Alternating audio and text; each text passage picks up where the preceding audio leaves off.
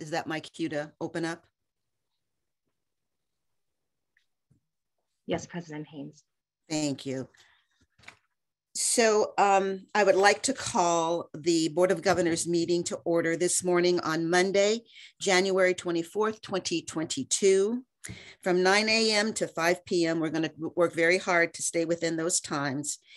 And before the meeting gets started, I'd like the board liaison, Christina Castro, to review the meeting procedures and protocols. Christina. Thank you, President Haynes. Good morning. To access the Board of Governors meeting agenda, please visit our website at www.cccco and go to the About Us tab drop-down menu. From there, click Board of Governors, then Meeting Schedule, Minutes, and Agenda, and select the blue agenda hyperlink. As a reminder, closed caption is available. Click the CC icon at the bottom of the screen labeled Closed Caption to read live captions.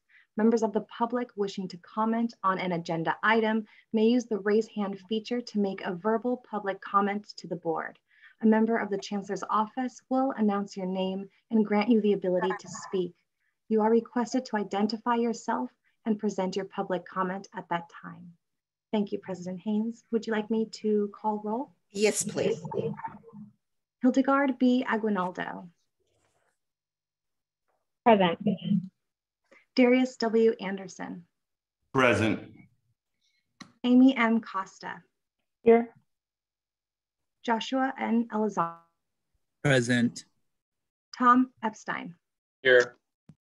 Felicia Escobar Carrillo.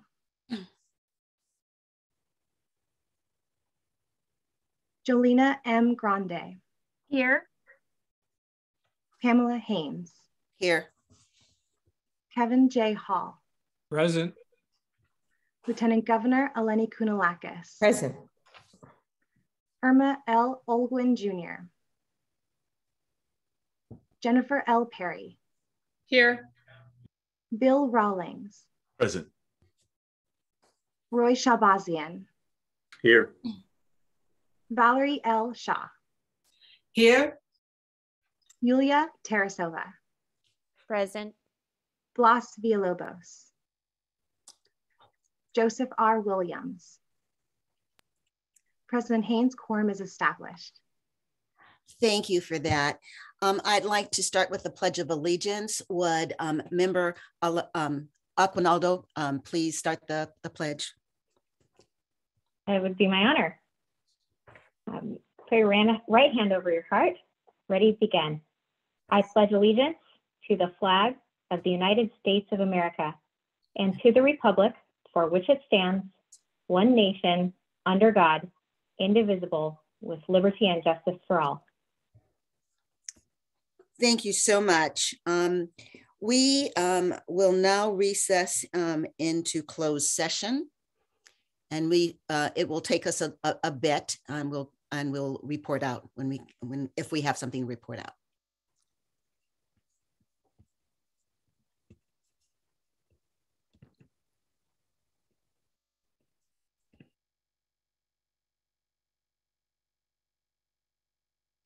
The Board of Governors has recessed to closed session and will return shortly. Thank you very much.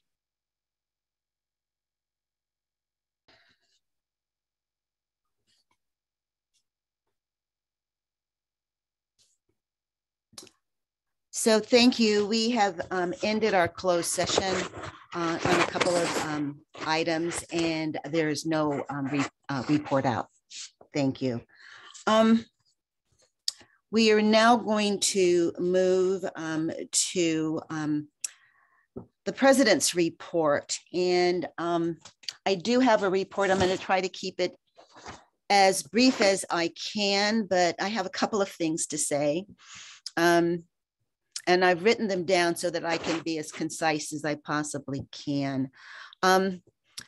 We begin our work in 2022, and I want to welcome everyone back and hope that you had time to reset and to rejuvenate, that you and your loved ones were able to stay safe and healthy. This is with the recognition that we're still in the midst of a pandemic and continuing to, for most of us, to have to adapt to this new reality. I also want to thank everyone, faculty, classified, staff, administrators, anyone who works in our system for your steadfast and continued commitment to our students. That commitment has required us all to rethink what it is we do and how it is that we do it. And the work that we are engaged in is by no means easy work, which leads me to one of the items on our agenda. It is the result of Chancellor Oakley's call to action surrounding the murder of George Floyd and the subsequent civil and social unrest that erupted during that time. As a result, the Chancellor asked for a task force to be impaneled to open a dialogue to address campus climate and review law enforcement officer and first responder training and curriculum. I want to publicly thank the task force for their year-long engagement and commitment to this work. And I am personally looking forward to continuing to work with my district on their recommendations. Now I want to transition, and there's just no way to transition, to have a smooth transition. I tried to transition to what I'm about to say, and I just got to say it. So what I'm about to share with you is for me, critically important. There are times when not to say a thing out loud is not just to be silent, but to be complicit. I believe that this is a very dangerous moment in American history. January 6th represented a 5-alarm fire. We've spoken from the beginning of our existence. We've spoken of living in a democracy, but the reality is it's been a work in progress since the writing of our Constitution. We've only been a true democracy for the last 57 years. Why do I say that? Because the passage of the voting rights legislation in 1964 opened the franchise for many of us who were not allowed by law to vote. So right now, we are now at risk, which means our democracy is at risk. Expanding the franchise is a must in a democracy, and therefore the right to vote has to be sacrosanct. We are becoming a multiracial, multi-ethnic country, and the response in some quarters is the reemergence of white nationalism and authoritarianism. I want to say too that even though we live in California, we can't and we don't have the luxury of thinking that California is immune. It is not. We are not an island, even though we may wish to be so. We are part of the national fabric. We must be engaged as individuals, but also as educators and those who care about our country and where it is and where it's going. We have an awesome responsibility of educating, training this next generation of Americans. Each and every one of us has to do whatever it is in our power to do to ensure that democracy with a small d prevails. As I said in the beginning, it's a 5-alarm fire. It's a dangerous moment in our democracy and in our history. And we all need to do whatever it is, as I said a moment ago, to whatever we can to ensure that the democracy stands. There's just too much at stake. Thank you.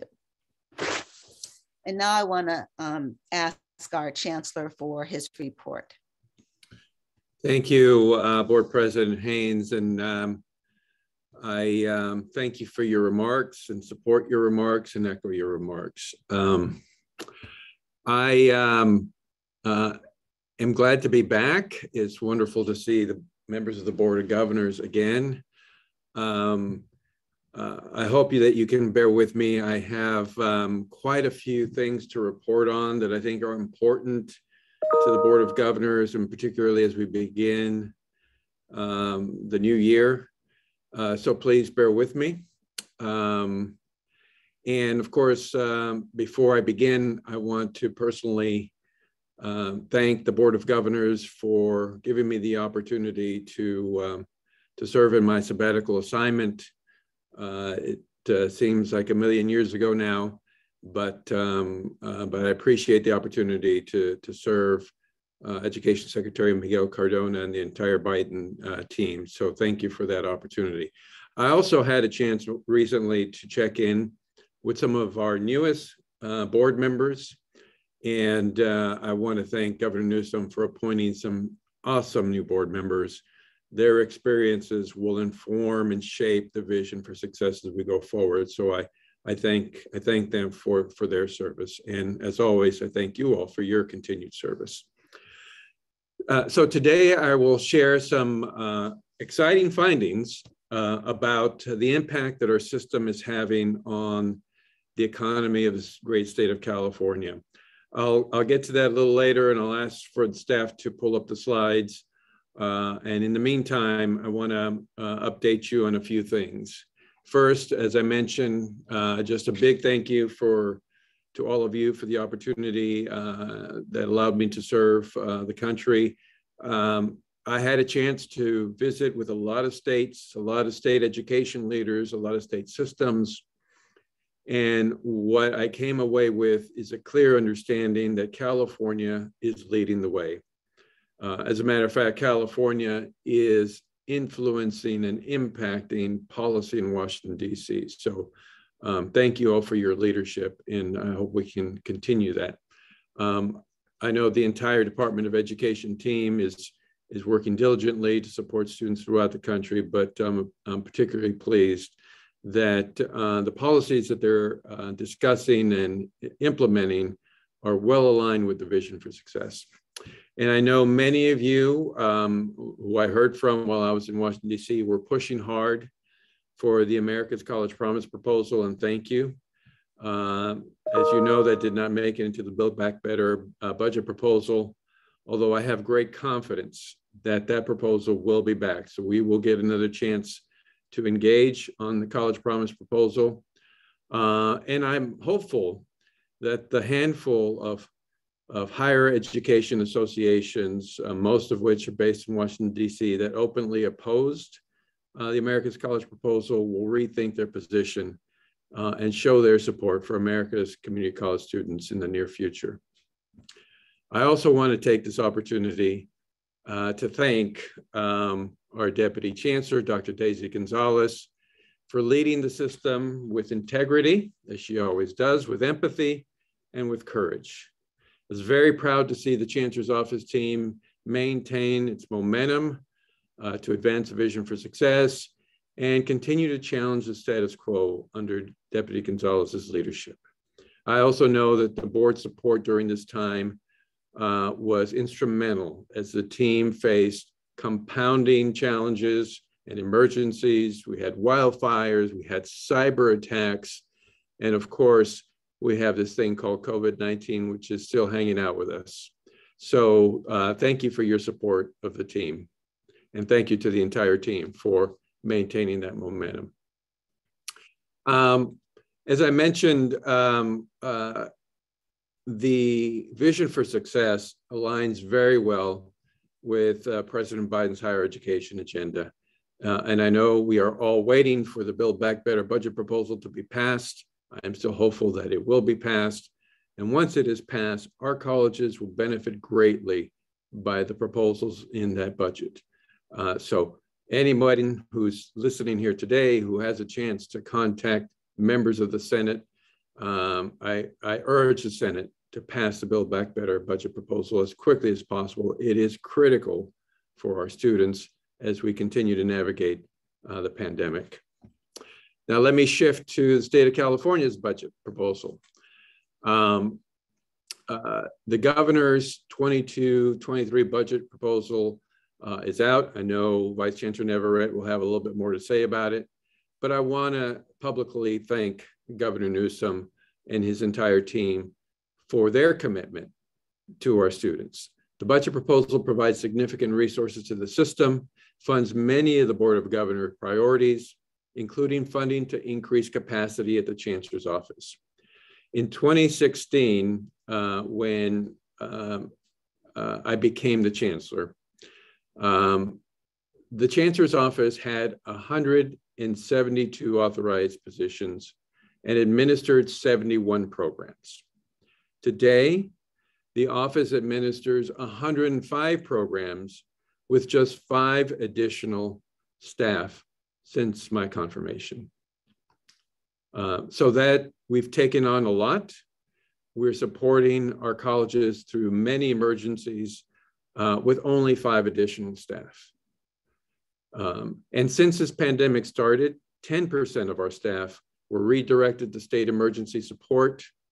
And our agency, like all agencies in the state of California, had to achieve a 5% savings in 2020, 2021. So as you can see, the need for positions in the Chancellor's office is great, and our need to support the field, our colleges, through these multiple emergencies continues to be critical. In this budget proposal, the governor has also announced a milestone for California, the first ever college credential attainment goal for California. He announced that the state of California will set a goal of 70% of adults attaining a college credential. This is key, and this is very consistent with the goals and the vision for success, and a validation of the work that we have been prioritizing over the last 5 years. The governor also announced a multi-year roadmap for the community colleges, which commits the governor's office to certain funding priorities over the next few years and asks our system to improve student outcomes commensurate with the increased funding commitments. As we get more details about the attainment goal and the roadmap, we will share them. I will also invite Ben Chida in the governor's office to come and speak to the Board of Governors about these commitments and about the attainment goal in the near future. I look forward to working with the legislature on this initial budget proposal, and of course the governor's staff and our system stakeholders to secure additional resources for our system. Now, an important part of the budget proposal is the student-centered funding formula proposal and the work that we've been doing to update the dashboard. The budget provides a change in the student-centered funding formula, which allows for additional stability for our districts as they work to re-engage with students in their community. So what does this all mean? Under this proposal, under the governor's proposal, a district's 2024-25 funding would represent a new floor. This is a new element to the student-centered funding formula. So it would create a new floor below which it could not drop. So this addresses many of the concerns raised by districts over the past couple of years. This provides long-term fiscal certainty and an opportunity for districts to implement the student-centered funding formula with fidelity. The current proposal also proposes continued increases to reflect the statutory COLA if provided in the Budget Act language. So I really appreciate the governor's support of implementation of the student-centered funding formula. It's important that we recognize that this proposal is timely for California. The governor's budget proposal elevates a commitment to equity and success, and the driving tenets of the student-centered funding formula are more relevant now than ever. So we're going to stay focused on making progress toward implementing the student-centered funding formula while remaining open to continuous improvement. And to support colleges, the Chancellor's Office released a valuable update to the student-centered funding formula, the formula dashboard. The new functionality incorporates race and ethnicity data for all student counts within the supplemental and student success allocations for the SCFF. For trustees, district college leaders, students, and the local community, this provides important transparency to track progress in closing the equity gaps for students. The Chancellor's Office team will remain focused on supporting these important policy changes that advance the implementation of the student-centered funding formula. We want to provide predictability and stability and keep students' successful journey as a North Star in our work. Let me also be clear that I will leverage the entire weight of our office and the Board of Governors in support of the governor's proposal. Having said all that, I want to make sure that everybody understands that my team will remain open to the CEOs and other stakeholder groups as we look for ways to improve the proposal and to improve additional funding opportunities for our system. I know Dr. Navarrete will review the additional supports provided to districts and college leaders in item 6.4, but for now, I just want to encourage our entire system, all college and district leaders, to visit the updated dashboard and continue to have the necessary conversations to center student success at the local level. Few more updates. This week, many of our colleges are starting the spring term. And I know that all of them would have hoped, just as I did, that the spring term would be looking much better than the last fall term or the previous spring term. But again, they're beginning the spring term under very difficult circumstances, given the rise in infections from the Omicron variant. I thank them all for the work that they're doing to open up access for our students and to continue to push forward through this pandemic. Now, we have a report on the impact of California community colleges on the state's economy. So if I can ask Andrea to bring up the slides. Thank you. So California's community colleges have long been a major economic engine that plays a critical role in driving the state's economy. Now, for the first time, a new report quantifies the immense economic and social benefits of our system. In conjunction with the Student Success Center and with the encouragement and support of Lieutenant Governor Eleni Koulonakis, the Chancellor's Office commissioned an independent economic analysis, which was conducted by MC Burning Glass. Slide 2, please. In analyzing the 2018-2019 data, the report found that our colleges have an annual impact of $128.2 billion.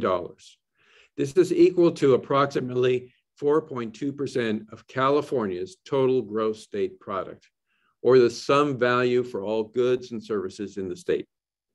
That's an amazing impact. Next slide. California's community colleges are a major job generator and among the state's largest employer, with more than 91,000 full-time and part-time faculty and staff.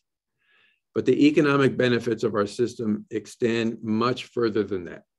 California's community colleges supported nearly 1.5 million jobs, or 1 out of every 16 jobs in the state. When combining the impact of payroll, operating expenses, and construction costs with spending by students, faculty, and staff, this is a tremendous impact on the economy. Next slide. Our colleges provide a bountiful return on investment for taxpayers. For every tax dollar spent on educating students attending our colleges, the public will receive an average of $2.10 in return over the course of the students' working lives. So again, this is a huge benefit for California taxpayers. Next slide. For students, the news gets even better. For every $1 invested, students will gain $5 in future earnings. The average community college graduate with an associate's degree will see an increase in earnings of $11,100 annually when compared to a person with just a high school diploma or equivalent. Next slide. The sum of social savings, that's through reduced criminal justice costs, through income assistance and social services, combined with students' increased future income, comes to an estimated $265.9 billion. As long as the 2018-19 student population remains in the workforce. I hope that you'll have an opportunity to read more in this report. The findings are indeed impressive, and I know it's something that you all know. All of us in community colleges know what an impact our colleges have on their local community, but this report rolls up the entire impact of our 116 colleges on the state of California. The people featured in this report are real community college students, faculty, and staff, and I couldn't be more proud to present this report today. You can see more about this report, and we actually have a YouTube video that, if you'll allow me, we can run through it really quick about this report. Andrea, are you able to launch it? There we go. Recently, Californians started asking big questions about their education, about their lives, about their future. The California community colleges provided big answers. As one team, 116 colleges strong, we're answering like never before, reaching students both online and in person. Roadblocks are being dismantled. We're unlocking students' true potential, increasing transfers to four-year colleges and universities, and reducing achievement gaps in underserved communities and among students of color. The world changed overnight. It required us to meet students where they are, to tackle the real challenges they face: food and housing insecurity, childcare, and increased mental health concerns. The California Community Colleges system stepped forward, answering the call. We've worked to expand the availability of resources, financial aid, and we've made an unprecedented commitment to the ongoing advancement of diversity, equity, and inclusion. With more than 1.8 million students, combined with tireless efforts from over 90,000 faculty and staff members, we're seeing real results. We continue to fuel the state's economy, educating skilled workers who are on the front lines, protecting our communities, fighting COVID, responding to natural disasters. We educate California's future healthcare workers, teachers, scientists, entrepreneurs, civil rights advocates, builders, doers, dreamers, leaders. Our collective impact, our economic benefit supports nearly 1.5 million jobs in California and accounts for 4% of the state's gross domestic product. Taxpayers get $2 in benefit for every $1 invested in community colleges. Students with an associate degree earn $11,000 more a year than those with only a high school degree. In these times, it's natural to ask big questions about now, about the future. California's community colleges have big answers. All right, and yes, we do have big answers. So in my closing remarks, I just want to thank President Haynes and the entire board for your support. I just want to briefly acknowledge some ongoing priorities for me and for the team here at the Chancellor's Office. You'll hear more details in the coming weeks.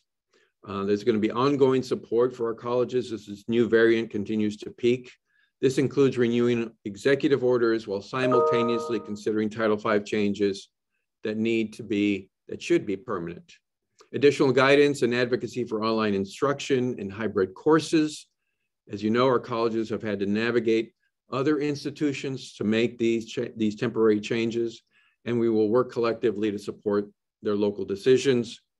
And of course, solidifying our online and hybrid instructional capacity is critical for our future. There'll be ongoing efforts to address student persistence and success.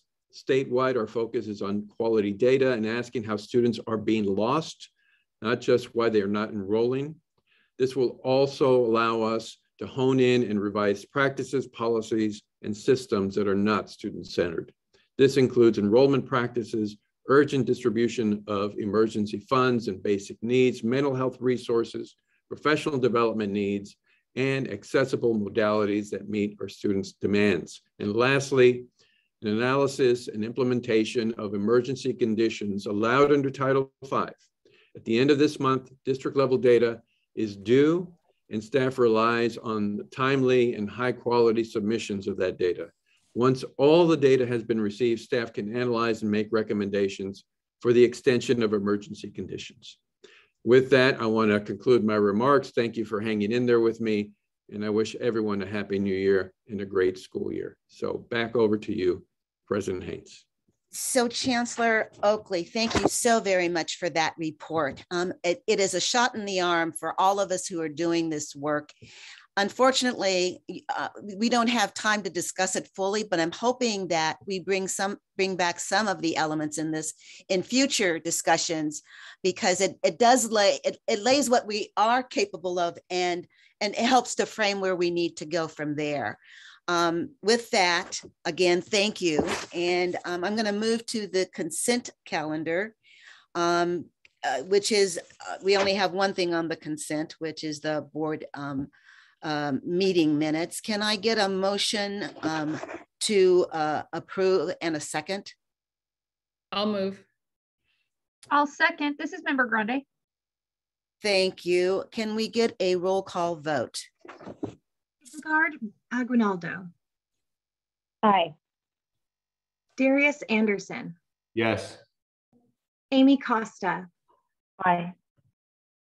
Joshua Elizondo. Aye. Tom Epstein. Aye. Felicia Escobar Carrillo. Aye. Jolena Grande. Aye. Pamela Haynes. Aye. Kevin Hall. Aye. Lieutenant Governor Eleni Kounalakis. Aye. Jennifer Perry. Aye. Bill Rawlings. Aye. Roy Shalbassian. Yes. Valerie Shaw. Yes. Yulia Tarasova. Aye.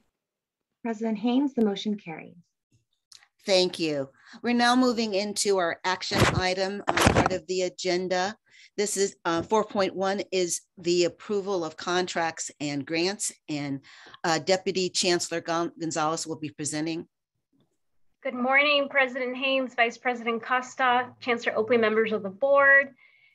Just a brief reminder, your procedures and standing orders require that the Chancellor receive board approval before entering into any contract or grant, and this includes amendments of contracts and grants, which exceed $100,000, or whether they are 3 years in duration or more, or for consulting services in excess of $50,000, and that primarily applies to any Chancellor's office consulting services. Today for consideration, you only have 3 grants, and 1 is an amendment of a grant, and I'll very briefly cover them. The first is an amendment to the Distance Education Captioning and Transcription Program. This is state funded, and it will allow us to continue providing assistance to all of our colleges with captioning and transcription services. We have been able to meet demand during distance education and hybrid courses during this pandemic, but we are seeing an increase in demand. As you saw in your board item, we saw an increase of 40% in the 2019-20 school year due to the pandemic. And so this amendment will allow us to provide additional services for captioning and transcription services to our colleges. Item 2 is a new grant. It is to create a model of sustainable and scalable faculty professional development. We are leveraging the expertise of this specific district. And more importantly, it is meant to create mini grants for faculty professional development led by faculty. That's why it was designed as a grant. We will leverage East LA Community College to help us support a professional development environment where faculty will be working with other faculty. It is a brand new sort of addition, a new tool in our professional development portfolio, and it was a request of faculty in our system. And then lastly, item number 3 is a renewal grant. So it does renew it for 2 years. It expands work-based learning, experimental learning, and business and entrepreneurship. It is a part of a partnership that we started with the Governor's Office of Business and Economic Development, also referred to as GoBiz. With that, I'm happy to answer any questions you may have. I do not see any hands raised. And given that, I would call for there's no comment from the board. I want to find out if there's public comment on this issue. The public comment period for item 4.1 is now open. Please use the raise hand feature to make a comment to the board. If you are calling into the meeting, press *9. A member of the Chancellor's office will allow you to address the board. You have a maximum of 3 minutes. This item did not receive any written comments, and I will hand it over to my colleague Gary for any hands raised. We do have one hand raised. Sue Broxholm, you have control of your mic and can address the board. The last 6 months or so, we have seen workers in a wide range of sectors rejecting two-tier systems. I'm wondering if when that issue is going to be addressed for community colleges. Right now, the faculty, let's see, they don't have equal pay and benefits for equal work. They don't have an opportunity to work full-time if work is available, and the promotion from within is almost, the chances of that happening is almost nil.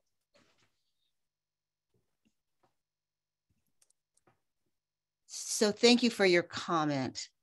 Are there any other comments? Yes, Tracy Gorham, you have control of your mic and can address the board. Thank you so much for your time. I really appreciate this. I just have a comment about the closed caption transcripts services. Is there any way, is this grant open to already approved vendors to provide these services, or is it closed grant? I guess that's a question, not a comment. Is that a question that you're able to answer, Chancellor Gonzalez? Yeah, so the request comes in from our colleges and our districts. They typically have other vendors. So these are grants to our districts and our colleges. Thank you so much. I appreciate your time. Are there other comments? There are no other public comments at this time. Thank you. Then can I get a motion to approve and a second, please? Motion, Sabazian. Was that Mr. Sabazian? I'll second it. I heard Jolina Grande. Okay, so Member Grande is a motion, and Mr. Sabazian is a second. Please call the roll. Hildegard Aguinaldo. Aye. Darius Anderson. Yes. Amy Costa. Aye. Joshua Elizondo. Aye. Tom Epstein. Aye. Felicia Escobar Carrillo. Aye. Jolina Grande. Aye. Pamela Haynes. Aye. Kevin Hall. Aye. Lieutenant Governor Eleni Kounalakis. Aye. Jennifer Perry. Aye. Bill Rawlings. Aye. Roy Shabazian. Yes. Valerie Shaw. Yes. Yulia Tarasova. Aye. President Haynes, the motion carries. Thank you. We're moving on then to 4.2, which is excused withdrawal and pass, no pass grading option regulations. And we have Executive Vice Chancellor Alvarado and Executive Chancellor Navarrete presenting on this item. Good morning. Good morning, President Haynes, Vice President Costa, members of the board. I am very pleased to bring to you item 4.2, excuse withdrawal and pass no pass grading option regulation changes in partnership with Executive Vice Chancellor Navarrete. So I will provide a little bit of framing for this item. If folks will recall, this item was brought to the board for first read in September of 2021. At that time, what we shared with you was that this package of regulation changes for both pass no pass and excused withdrawals related to the lessons learned during the COVID pandemic, and was done in partnership with our system stakeholders and extends the flexibility of several of the executive orders that were put in place by the Chancellor during the height of the pandemic and the transition to online. What I also want to share with you as you consider approval of these regulatory changes is that this is another step in our restructuring of our system, moving from the right to fail era into the student success era. These regulatory changes really try to get at what we first brought to you during the CBE regulatory changes in November of 2020, this questioning and interrogating and transforming of punitive grading. So what this does is provide additional flexibility for students, continuing to scaffold our journey towards getting to that student success structure, and really leaving behind the right to fail structures that that no longer serve our students and our system. So what I also want to highlight for this board is that as we continue to make this journey in restructuring our educational system to support student success, we will continue to see the ripple effects and challenges of these efforts across the higher education ecosystem. And so some of the challenges that we will have to continue to wrestle with as we move these regulatory actions forward relate to what the impacts are for special population students, for transfer students, and others as they continue to navigate the higher ed ecosystem. We remain committed to working in partnership with our four-year receiving institutions and other stakeholders such as veterans and other special population groups to ensure that our students have the supports they need as they continue to take advantage of the flexibilities that we are providing. The notable changes that we are bringing to you between first read in September of 2021 and today are really focused around, driven by feedback from our stakeholder groups during the public comment period, updating the in progress or IP grading symbol language to ensure that campuses can more flexibly accommodate the needs of students with that grading symbol, updating the EW verification language, really putting the focus on campuses mitigating withdrawals rather than students having to verify their crisis. This also is very much in alignment with our basic needs agenda, where we want to make sure that we are supporting students and not re-traumatizing as they try to look for and receive accommodations. And then the last piece is really clarifying that last day of instruction language that I know also surfaced here during our last board meeting, making sure that we are clear that campuses have the flexibility and responsibility to define that and communicate that for their institutions, taking into account that each institution will approach it differently. I also want to flag as we continue to move forward the feedback that we received from our consultation council process. Because there were substantive changes between first read and second read, we did bring this item back last week to our consultation council and received feedback. In general, the council was supportive of the proposed changes and the regulatory action. What I will say though is that there were lingering concerns appropriately around the potential impacts to transfer students and special population students. We continue to share those concerns and we'll work with our stakeholders and colleges to make sure that we have the right guidance and information available for students. I also want to take this moment to appreciate and recognize ASCCC's, our academic senate's continued support of these issues and their continued advocacy for supporting our special populations and transfer efforts through the Intersegmental Council of Academic Senates, or ICAS. So they continue to surface this issue with our four-year UC and CSU partners. So with that, I will pause and see if Executive Vice Chancellor Navarrete has any additional comments or information you want to share regarding this regulatory package. Thank you, Executive Vice Chancellor Alvarado. Just want to highlight that one of the other key components of these regulations also is reducing confusion and administrative burden. So bring that forward and available for any questions that you may have. But Executive Vice Chancellor's presentation was comprehensive about the intent. So thank you. Thank you both. I want to open this up to questions or comments from our board members. I see Member Grande and Member Costa, as well as Member Shabazian, have hands up. If you'll ask your questions and comments in that order, please. Thank you, President Haynes, and thank you for the presentation. I was wondering if you might be able to provide a little bit of context to the number of students that were impacted and took advantage of the EW during this particular period of time, and how it might expand or be beneficial to even more students going forward. Thank you for this. Oh, go ahead. Go ahead, Lizette. Sorry. I'll take this. We currently don't have all data in for EWs and that level. What we have seen from the earlier analysis is the use of it has increased. What we've also seen locally is that many districts have utilized EWs as a way to engage or re-engage students that stopped out in the early stages of the pandemic. So that has been an important use and leveraging, but most of this data really resides locally at the moment. Member Costa.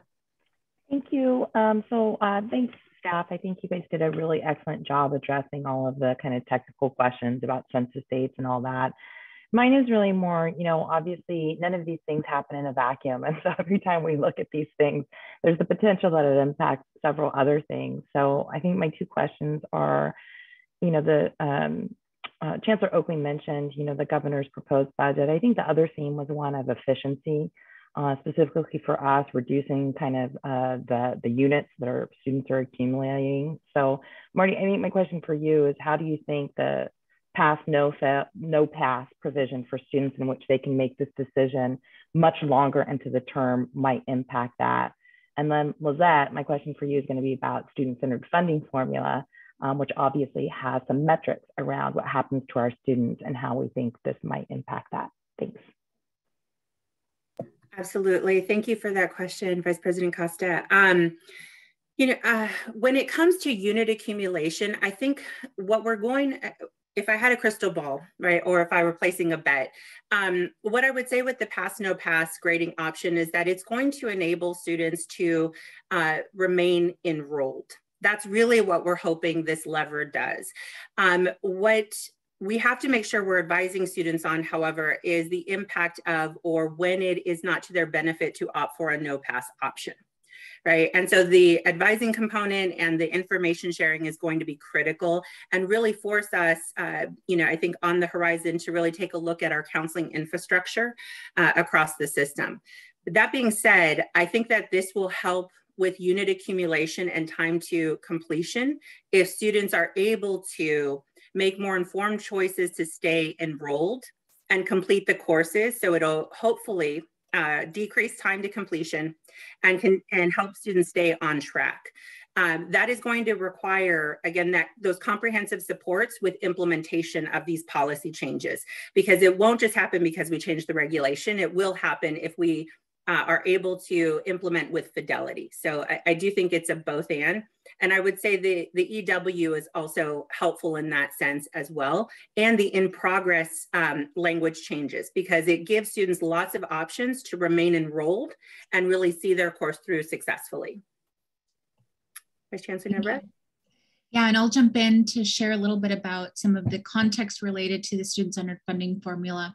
A couple of ways in which the EWs help students is that they ensure that we are looking at extenuating circumstances and extraordinary circumstances, both in the same way and the same rules apply. So we are not inadvertently limiting a student's ability to access financial aid, a key component of the student-centered funding formula. The key, however, is districts' role in re-engaging those students back so that they can continue making progress towards other metrics in the SCFF. So ensuring that they continue to have access to financial aid is just the first step. The next is really ensuring that they can come back, make progress towards transfer level English and math and other success measures that are core to their student journey. Thank you. Member Shahbazi, or do you have a, I'm sorry, I have, can you guys hear me okay? All right. Yes. Member Shahbazi. Thank you. I wanted to thank the Chancellor's Office staff for being responsive to input from 5C and other stakeholder groups about being able to locally define the last date of instruction. So thank you on that. And then could you just confirm that districts would still be able to claim apportionment when students use the EW? Happy to jump in on that. Yes, Board Member Shahbazi, and districts can still claim apportionment for students who utilize the EW. Okay, then we have one other hand raised member, Tarasova. Thank you, President Haynes. I would like to recognize and express my appreciation to the Chancellor's team for including the proposed changes from the last meeting, particularly focusing on the availability of various options for students. I believe the proposed regulation provides students with necessary flexibility and supports student persistence, but also addresses the important problem of students' retention.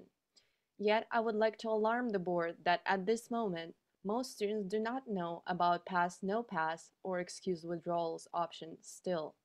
If the students had the death in their family, they would go ahead and drop the class as it is the standard practice. Some of the students are very private as extenuating circumstances drastically affect their lives and impact their enrollment in community colleges. So students would not be proactive as they're grappling with the death in the family unless they have a good connection to a counselor or a professor. Despite that, our colleges put all their efforts in re-engaging with our students, both in person and online, and I would like to recognize that. Yet, still, students feel oftentimes disconnected to their campuses. Yet, and our system cannot afford to lose another student that could have been still enrolled if appropriate intervention or support was provided. As this is a significant change for all the students attending community colleges, I recognize that this is not on here and it is in the plan to provide guidance to the colleges. And if so, I would like to make sure that colleges communicate with students about the changes proposed in the regulations at both levels, upon enrollment in classes and in case student decides to withdraw, so that the new language is crystal clear both for our colleges and more importantly to students about the impact of their decision and aid them to make an informed decision as well. As this regulation changes are meant to be student-centered. And the question that I have for the team is, I would like to express also concerns that are circulating among students around pass, no pass, and how transfer institutions are accepting it, and whether it affects the transfer as many of students continue to take online classes. So how, either Lizette or Marty, you can try to respond to that question, if you may. Absolutely. One, thank you. We agree. So thank you for calling out, Member Tarasova, the challenge of making sure that this is effectively communicated with students. I think we fully recognize that we will need to also have robust guidance and additional conversations around what implementation with fidelity looks like to ensure that students can maximize the benefit of these regulatory changes. And again, this is one step or one more step in this process of shifting our structures. What I would also say around your question, and now, I'm sorry, my mind just went blank on the question. Can you repeat? About the UCs and the CSUs. Sorry about that. So in terms of the UCs and the CSUs, we remain in conversation with them to ensure that these do not impact transfer. However, in some instances, such as the Golden Four and others, there will be implications. Again, our ASCCC is bringing this up with their fellow academic senates at our UC and CSU partners through ICUS, and we continue to have those conversations. I think this also goes back to the effective communication with students.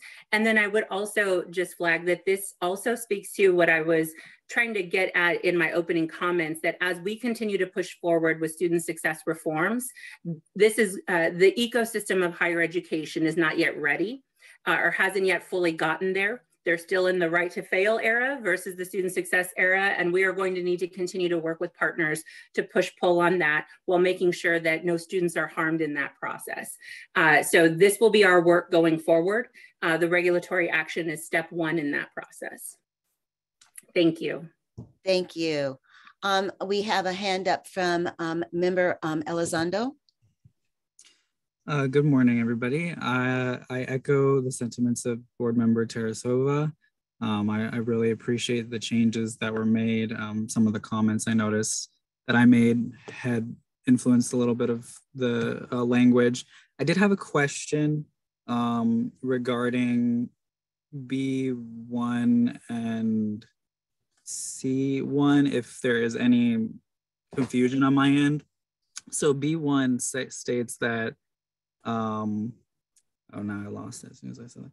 Okay, B1 states that the final withdrawal date can be earlier than the 75% of a term. And I'm just curious to know, does that apply to the EW as well? Or in C1, it does say EW can be granted at any time that a student petitions.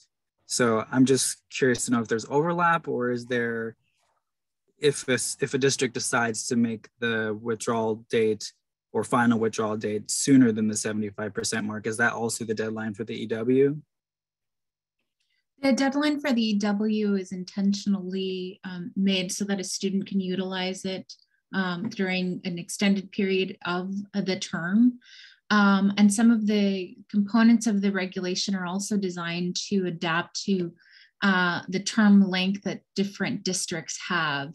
And so some districts utilize quarters, others have 16-week semesters. And so those are there, but the period available for students to have access to EW remains available throughout that term. So if I might, so the EW, there is a date in which you have to apply by, or they're allowed to apply beyond any date? They're allowed to apply beyond that 75% date that you are referencing. Okay, thank you so much. You're welcome. Thank you. I don't see any other board members' hands raised, so I'm going to go to public comment. The public comment period for item 4.2 is now open. Please use the raise hand feature to make a comment. If you're calling into the meeting, press *9. A member of the Chancellor's office will call on you. You have a maximum of 3 minutes. This item did not receive any written comments, and I will hand it over to my colleague Gary for any hands raised. President Haynes, we do not have any hands raised from our attendees. Thank you. Then can I get a motion to approve and a second, please? Motion. Second. Second. Okay, so I'm going to take the motion from member Elizondo, and I'm going to take the second from member Tarasova. Would you please call the roll? Hildegard Aguinaldo. Aye. Darius Anderson. Aye. Amy Costa. Aye. Joshua Elizondo. Aye. Tom Epstein. Aye. Felicia Escobar Carrillo. Aye. Jolina Grande. I'm sorry, Jolina Grande. Pamela Haynes. Aye. Kevin Hall. Aye. Lieutenant Governor Eleni Kounalakis. Aye. Jennifer Perry. Aye. Bill Rawlings. Aye. Roy Shabazian. Yes. Valerie Shaw. Yes. Yulia Tarasova. Yes. President Haynes, the motion carries. Thank you very much. We are now moving to item 4.3, which is Distance Education Accrediting Commission, a request for approval, and we have Executive Vice Chancellor Alvarado presenting. Good morning. Again, I'm Marty Alvarado, Executive Vice Chancellor for Educational Services here at the Chancellor's Office. It's my pleasure to bring to you item 4.3, Distance Education Accrediting Commission request for approval. This item is brought as part of the board's general administrative duties per Title V regulations, section 51016. And at the recommendation of the Chancellor's Office, given that the board is required to approve any accrediting body for any of our campuses. The accreditation that what I'll start with is that accreditation is for background, is a review process meant to assess and verify that educational programs meet defined standards of quality. Accreditation is not permanent. It is a periodically renewed process enabling regular reviews of maintenance of program quality for our institutions. And accrediting bodies and organizations eligible for recommendation to this board are required to be recognized and approved by the U.S. Secretary of Education, again, per Title V, Section 51016. DEAC, the Distance Education Accrediting Commission, is a private nonprofit accrediting organization that primarily serves institutions that offer distance education programs, that are primarily distance education programs. And approval of DEAC as an accrediting body has been requested by Calbright College, given the nature of their program offerings and the scaffolding of their establishment as a college. So with that, I will pass it back to you, President Haynes. Thank you. Are there any board members' questions or comments on this item? Okay, going once, going twice, going three times. Then I want to check to see if there are any public comments on this particular item. The public comment period for item 4.3 is now open. Please use the raise hand feature to make a comment to the board. If you are calling in, press *9. A member of the Chancellor's Office will call on you and allow you to address the board. You will have a maximum of 3 minutes. We did not receive any written comments for this item, and I will hand it over to Gary for hands raised. President Haynes, we do not have any hands raised from the attendees on this item.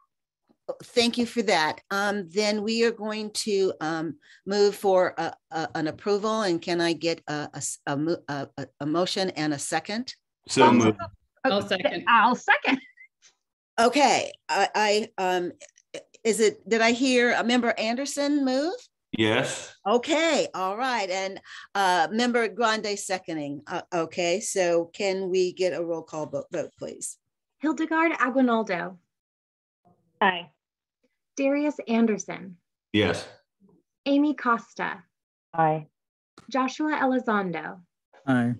Tom Epstein. Aye. Felicia Escobar Carrillo. Aye. Jolena Grande. Aye. Pamela Haynes. Aye. Kevin Hall. Aye. Lieutenant Governor Eleni Kounalakis. Aye. Jennifer Perry. Aye. Bill Rawlings. Aye. Roy Shabasian. Yes. Valerie Shaw. Yes. Yulia Tarasova. Aye. President Haynes, the motion carries. Thank you so much. Item 4.4 is the equitable placement, which is an approval of English as a second language assessment. And we have Vice Chancellor Lowe presenting on this item.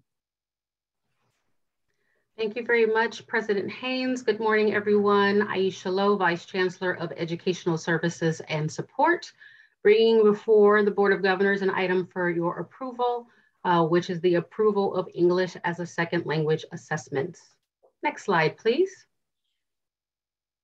So to provide you a bit of context, English as a second language assessments are now the primary focus of our Assessment Advisory Committee in lieu of AB 705. This Assessment Advisory Committee reviews assessment instruments that are submitted for Chancellor's Office review and approval. These are typically assessments coming from second-party test publishers or vendors, which is what you will see today. We do also have a small set of locally developed assessments, which will come before you at a later date. The Assessment Advisory Committee most recently reviewed a set of second-party test publisher ESL assessments at a December 2nd meeting. We are bringing their recommendations before the Board of Governors for review and approval. Next slide, please. So a bit of context on the work of the Assessment Advisory Committee.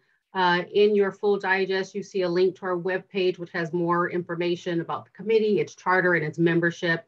But this is a group composed of stakeholders from across our system, and in particular, stakeholders that have expertise in assessment, as well as expertise in English as a second language, consisting of ESL faculty.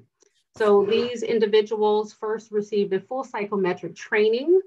We contract with psychometric consultants out of a corporation called Burroughs out of the University of Nebraska. That puts together comprehensive training around these key elements of an assessment: validity, reliability, and fairness. Lots of time spent on deep statistical content, which these advisory committee members actually love and enjoy. After receiving that training, we then had the meeting in December, looking at a specific set of ESL assessments. And all of this is guided by a set of assessment standards, which are also available on that webpage. And so that review of assessments can result in 4 possible types of approval. Next slide, please. And here are those 4 possible types. So again, this committee spends a lot of time. We've been doing full day sessions on Zoom. Again, looking at the details of a test validity, its reliability, its fairness, is there any bias, things of that nature. Upon that, they can come to 4 possible recommendations. A full approval, which means that all of the necessary psychometric standards have been met. The test is approved for full continued use in our system for another 6 years, which for this cycle would have meant that test would come back before us in the year 2027.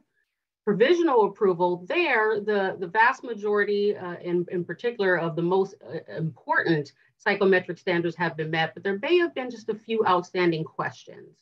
There, with the provisional approval, that vendor would have a year to come back before the committee, answering those specific questions, addressing any specific concerns, and then the committee would re-review them at that time.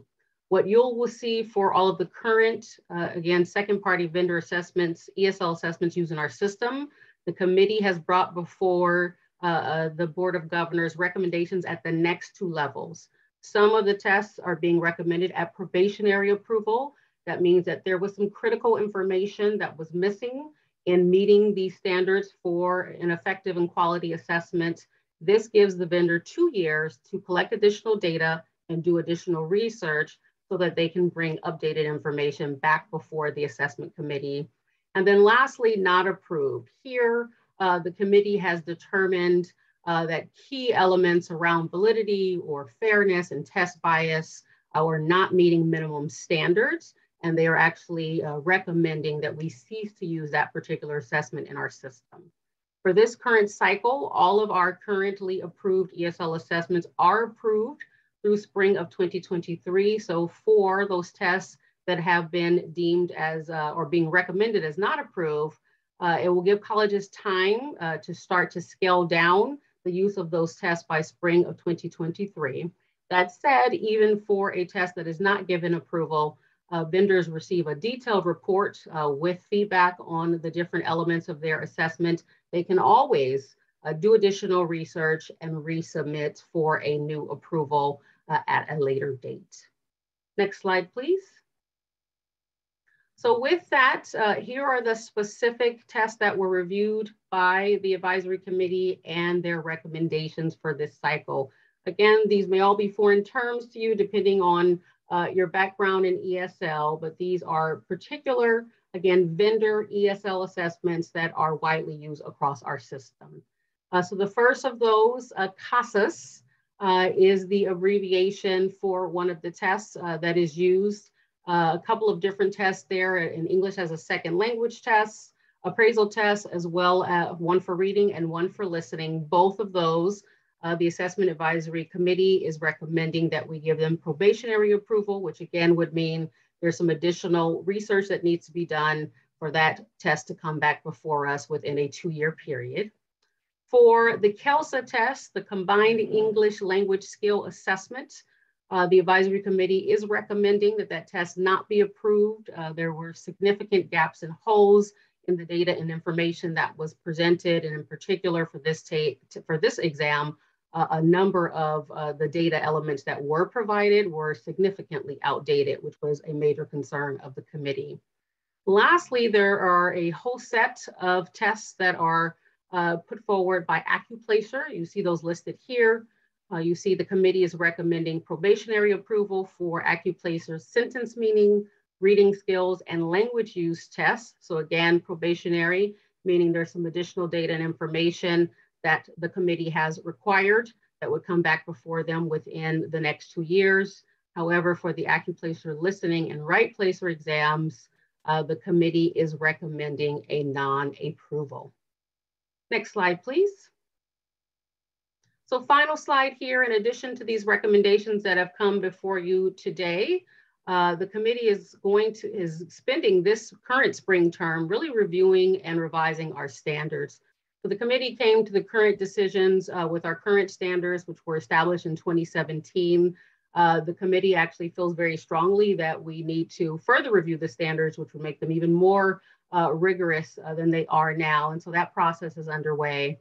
We then look forward to reviewing locally developed assessments in fall of 2022 and establishing infrastructure for additional assessments that we need to review, items like guided placement and self-placement. So with that, I will open it up for any questions or comments. Thank you so much for that presentation. I see one hand raised. Vice President Costa. Yeah, good morning, Dr. Lowe. I need a level set. I feel like I'm missing something here. Like, I get your process and everything, but obviously as a board, we've had these broad conversations about high stakes testing, you know, nationally. Clearly people are getting rid of the SAT. So for, what are districts and campuses using these tests for? Yes, important question. Thank you for that, Vice President Costa. And so in the wake of AB 705, as you all know, our colleges transitioned significantly away from the use of standardized tests and various assessments for the process of placement. The one area where that testing is still allowed is for English as a second language, where colleges are using these tests to determine the level of English preparedness of a student in the various domains, be it reading, writing, or listening and comprehension, so that they can determine within their ESL sequences where a student should begin their English language learning process. And so this is the one area where assessments were still allowed.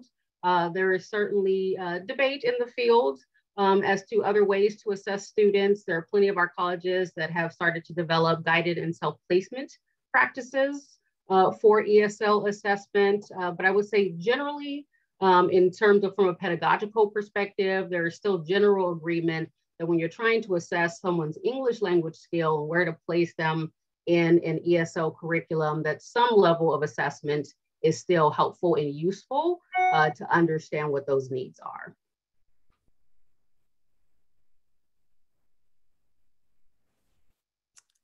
I have another hand raised, Member Terasova. Thank you, President Haynes. Good morning, Dr. Lowe, and thank you to the Assessment Advisory Committee for robust reviewing of the assessments for English second language. As a former ESL student, I personally know how nerve-wracking are those tests, especially with the writing portion, as it has the most weight on the district level when a student is being placed in a class. I noticed that while there are probationary approvals for the reading, listening, and sentence meaning portions, it worries me that none of the writing parts have been approved by the committee. So could you explain what does it mean? What does it change in the ESL testing process for students? And does that mean that there will be no writing component? No, thank you for that question. So it does not mean there will be no writing component, right? When you see that disapproval, that's for a specific test that is put forward by a specific ESL vendor. We still have colleges and districts that actually have locally developed tests. And again, we'll bring those before you at a later date. We'll start to examine those in the fall. We also have a couple of ESL vendors that are not currently used within our system that some of our colleges would like us to examine because they feel like they have more modern or progressive tests that they want us to examine. And so we're working with those vendors to get them the necessary information so that they could also apply to be considered. So definitely don't take it to mean there won't be a writing component. It's just that particular version of the AccuPlacer test is what is being recommended as not approved. Thank you. I have a hand up by member Escobar Carrillo. Yes, thank you so much. I was just kind of curious what the field, what our community colleges are currently using in terms of assessments. And, I see that one of these has not been approved. Well, the CELSA was not approved, and then the Right Placer was not approved, and the listening, right? Like as it was flagged earlier. What does this mean for folks who maybe have been using these, our community colleges that may have been using these tests? Are we going to be hopefully helping them better understand the tests that have been at least probationarily approved so that they can, put them in place and practice in a seamless way? I'm not sure exactly how it all kind of works on the ground. I just wanted to better understand that. No, thank you for that question. Yes, so that's what it means. So moving forward, if it is the will of the board to approve these recommendations, a number of things will happen. So one, we will have to get out guidance to the colleges about these decisions that were made, updating them on the processes that are underway with the assessment committee. One, to review locally developed assessments, which colleges also use. Two, that there are other potential vendors that may become an option in the not too distant future, and giving them a heads up about that potential, but also providing colleges some guidance, direction, and templates around the guided and self-placement processes that a number of our colleges have been implementing for ESL instruction that they have found to be successful. So ultimately, it will be up to the districts and colleges to decide how they want to proceed, if they want to switch to a different test that remains approved, if they want to investigate developing their own assessment, or if they want to lean into and invest in creating a guided and self-placement process. So we'll be providing them guidance and direction across all of those potential options. Sorry, just one follow-up. As I see right here, for the not approved test, it looks like they can still use it until the spring of 2023. So there's a time for transition into a new kind of testing model. Okay. So thank you. I don't see any other board members' hands raised. Is there any public comment? The public comment period for item 4.4 is now open. Please use the raise hand feature to make a comment on this item. If you are calling into the meeting, press *9. You'll have a maximum of 3 minutes. This item did not receive any written comments, and I will hand it over to my colleague Gary for any hands raised. President Haynes, we do not have any hands raised from our attendees at this time. Thank you. Then I'm going to ask for a motion and a second to approve this recommendation. I'll move. Rawlings. Rawlings moves. Can I get a second? Second, Shaw. Shaw seconds. Would you please call the roll? Bernard Aguinaldo. Aye. Darius Anderson. Aye. Amy Costa. Aye. Joshua Elizondo. Aye. Tom Epstein. Aye. Felicia Escobar Carrillo. Aye. Jolina Grande.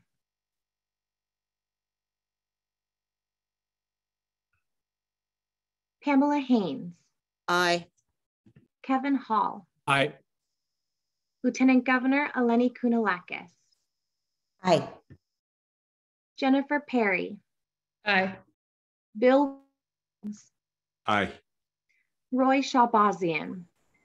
Yes. Valerie Shaw. Yes. Yulia Tarasova. Aye. President Haynes, the motion carries. Thank you. We are now moving to item 4.5, which is the Foundation for California Community Colleges Board appointments.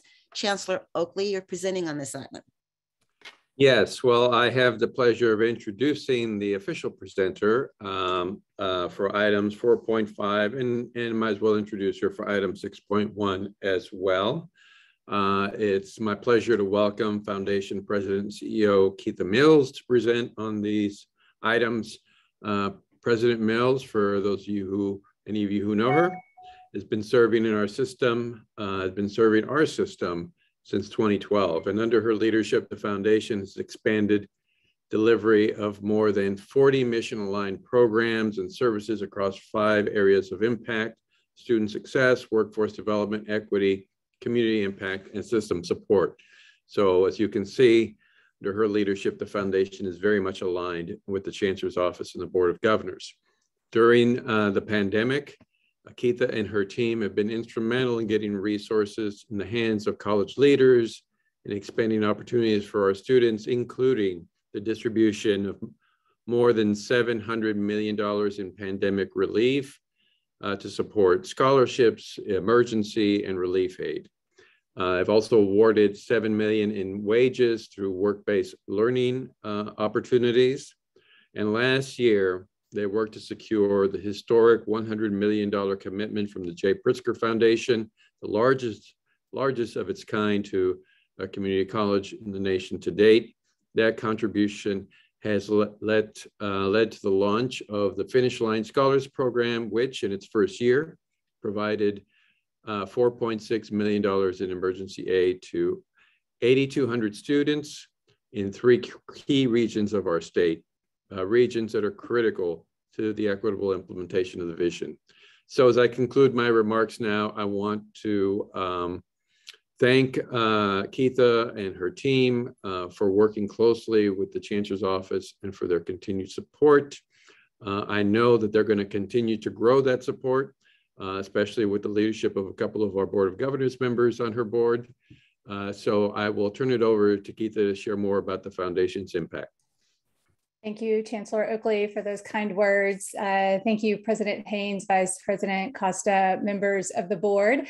The first item that I want to present is a recommendation to appoint 2 members to the Foundation for California Community Colleges Board of Governors. The first is Patrick Mulvaney, who is just concluding his first 4-year term. Many of you who are familiar with the Sacramento area may know Patrick as a very successful entrepreneur here in Sacramento. Many of you have probably dined at his restaurant, Mulvaney's B&L.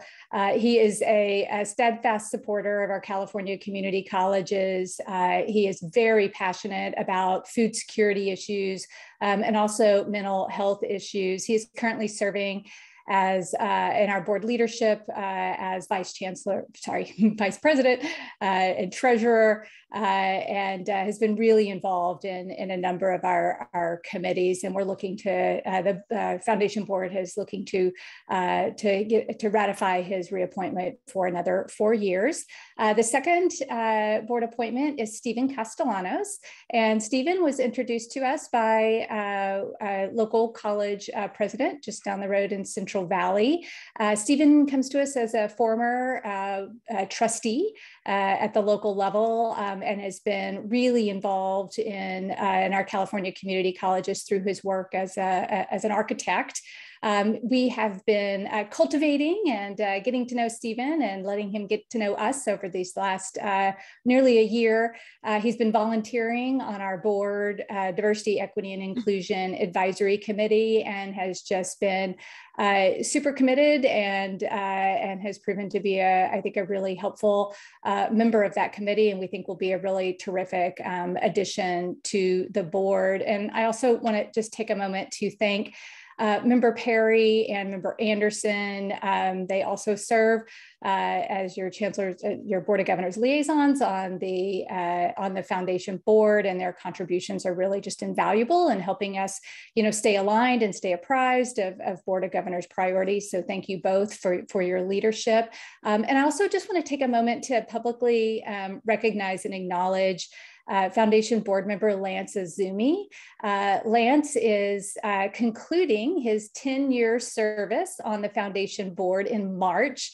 Many of you may know Lance. He also served on the Board of Governors for a number of years and is a former Board of Governors president, and has just really given it all to help support the work of our California community colleges and support our students. So I wanted to take this opportunity to publicly thank and recognize Lance for his service. So I'll conclude my remarks by circling back to the recommendation to ratify the appointment for a 4-year term on the foundation board for Patrick Mulvaney and Stephen Castellanos. And that concludes my presentation.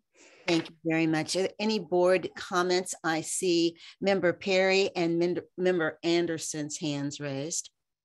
Thank you, President Haynes. I want to underscore what the Chancellor said about Keitha and her leadership. It is steadfast, strong, and the foundation has grown substantially under her leadership. It's sort of been extraordinary. So with every point of growth, it's more that can be done for our students. So we are lucky to have her, and it's a privilege to serve on the board and to be able to watch the synchronicity and symbiosis between the foundation and the community colleges and the Board of Governors. That also has increased during the last several years, and thanks in large part to our Chancellor recognizing how the two working together are even stronger, make things even stronger. And I also want to voice my full-throated support for both Patrick and Stephen. Patrick has been an excellent member of the board of the foundation. He has this wonderful, quiet, strong, moral leadership that he provides to us, and his experience in the field and working with service workers, and I think really understanding the profound challenges that are faced by people who've been working during the pandemic and people who are working sometimes a lot of resources is a really, really important perspective on the foundation board. And I know he's fully committed to the students. And in the time that we've had Stephen, it's been wonderful to watch his commitment as well. So we are lucky to have them both. And of course, Keitha. And Lance has been a joy. I believe he has a second book coming out, Keitha, so we should make a plug for that. Lance is something of a Renaissance man. He wears a bow tie, writes books, brings seas candy, has served the country. There's really nothing Lance hasn't done. So we will be sad to see him go, but are really grateful for his leadership as well. Thank you. Go ahead, Member Anderson. And I just want to reiterate what Jen said. It's a joy to serve on the foundation, and both Patrick and Stephen are immense adds. So I think, all of the members of the Board of Governors should know reappointing these two is a really solid position to go ahead and take. Thank you. I want to add my congratulations to the new the foundation members. I am a Sacramento resident, and there have been numerous times where I have crossed the threshold of Mulvaney's.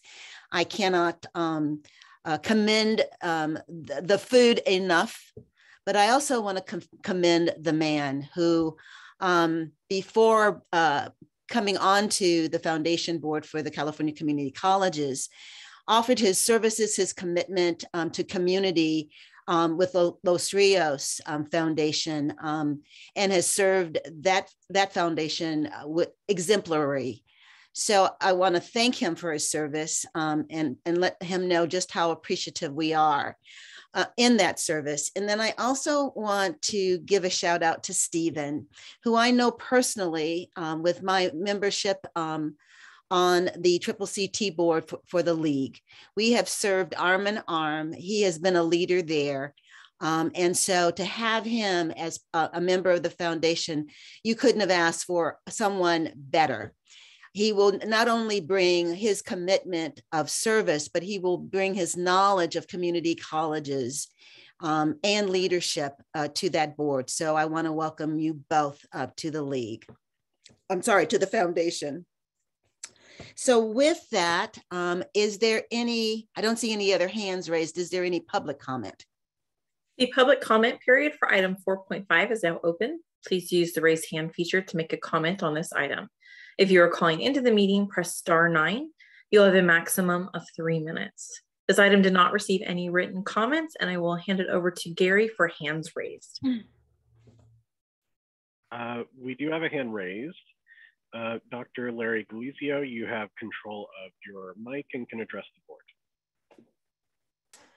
Thank you. Good morning, President Haynes, Vice President Costa, Chancellor Oakley, members of the board, Larry Galizio, President and CEO of the League, and wanted to echo what President Haynes said and had just full-throated support for Stephen Castellanos. He served 3 terms on the League, and as the former state architect and as an architecture professional, he's about creativity, he's about constructing, he's about building, and he was a phenomenal member of the League board. He will, as you've already witnessed, those of you who've worked with him, he will bring a great deal of energy, intellect, and then his experience at the community college level as a trustee, as a member of the League board, and then from the Central Valley, I think will serve everyone very well. So just full-throated support for Stephen Castellanos.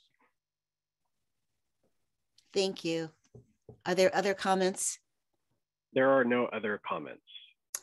Thank you for that. So I will accept a motion and a second to approve these 2 members. First. So Anderson, I got a motion, and who's second? I'll second. Thank you. If you'll call the roll, please. Hildegard Aguinaldo. Aye. Darius Anderson. Aye. Amy Costa. Aye. Joshua Elizondo. Aye. Tom Epstein. Aye. Felicia Escobar Carrillo. Aye. Jolena Grande. Aye.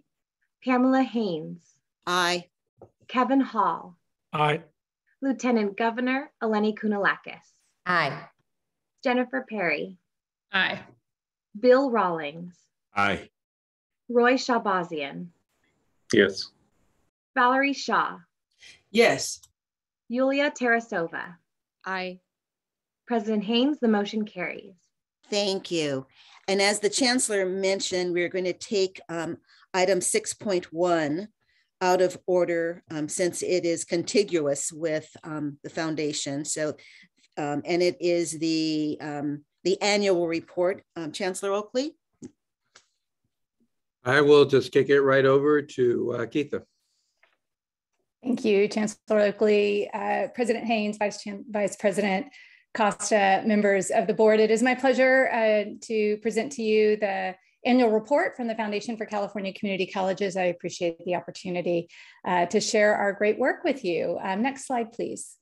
So for those of you guys who may be new to the board and or the foundation, we are your official nonprofit auxiliary we serve the Board of Governors and the Chancellor's Office, and our reach is to all 116 colleges and over 1.8 million students in our system.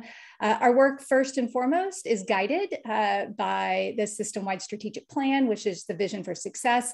And our work at the broadest level is really to bring in outside resources and outside partnerships to help braid with the state funding that's available to really support innovation and excellence in higher education. And we've been doing that now for more than 2 decades. Next slide, please.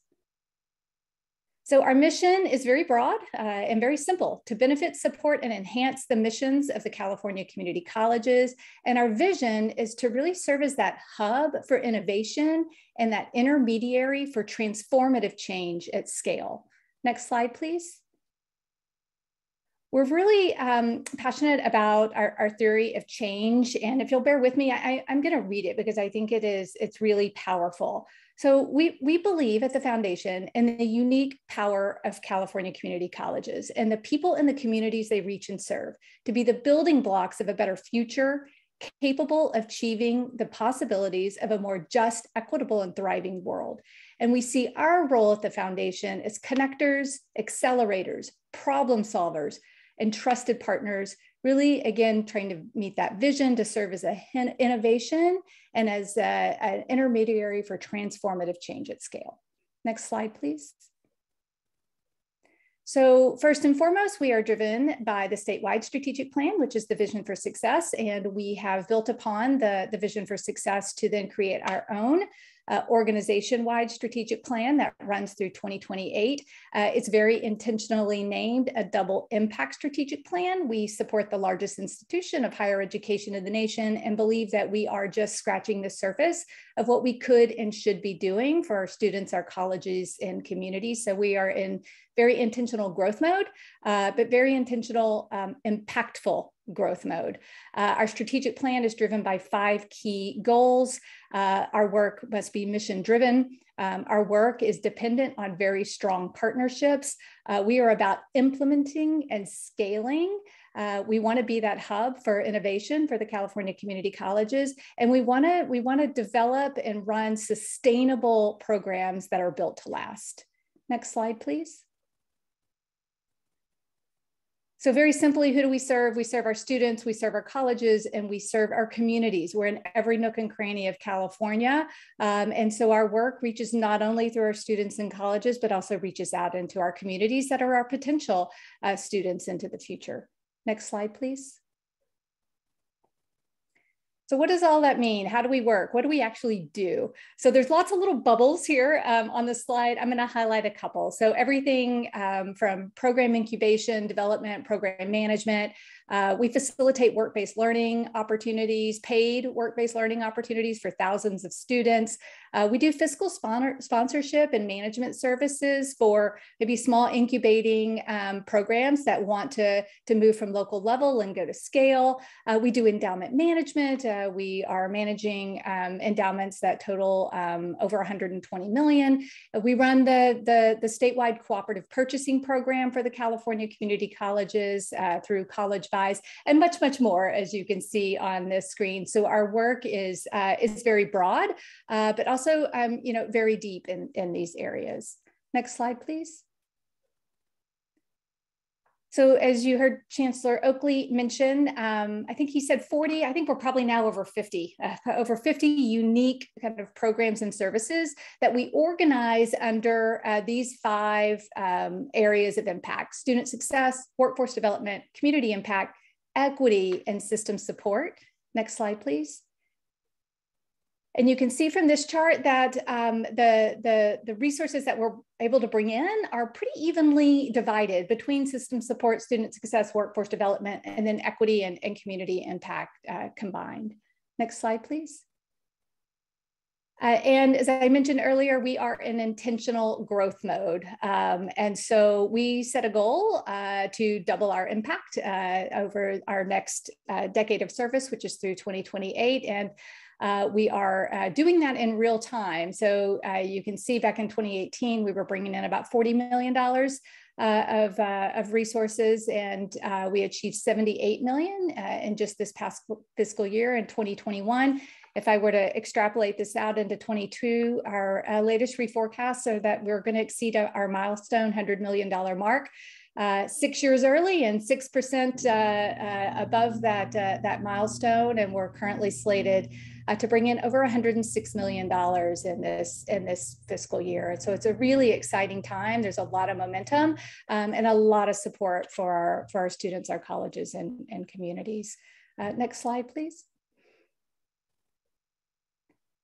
So our work isn't possible without partners. So at the highest level, our work is really about building these partnerships and bringing in outside resources to support our students. And so when we're looking at partnerships, we're looking for partners that want to go to scale, that want to make big impact, and that have like-minded goals. And so our funding comes through partnerships through philanthropy, other state and federal agencies that may have goals trying to reach into underserved communities. Again, we're in every nook and cranny of California.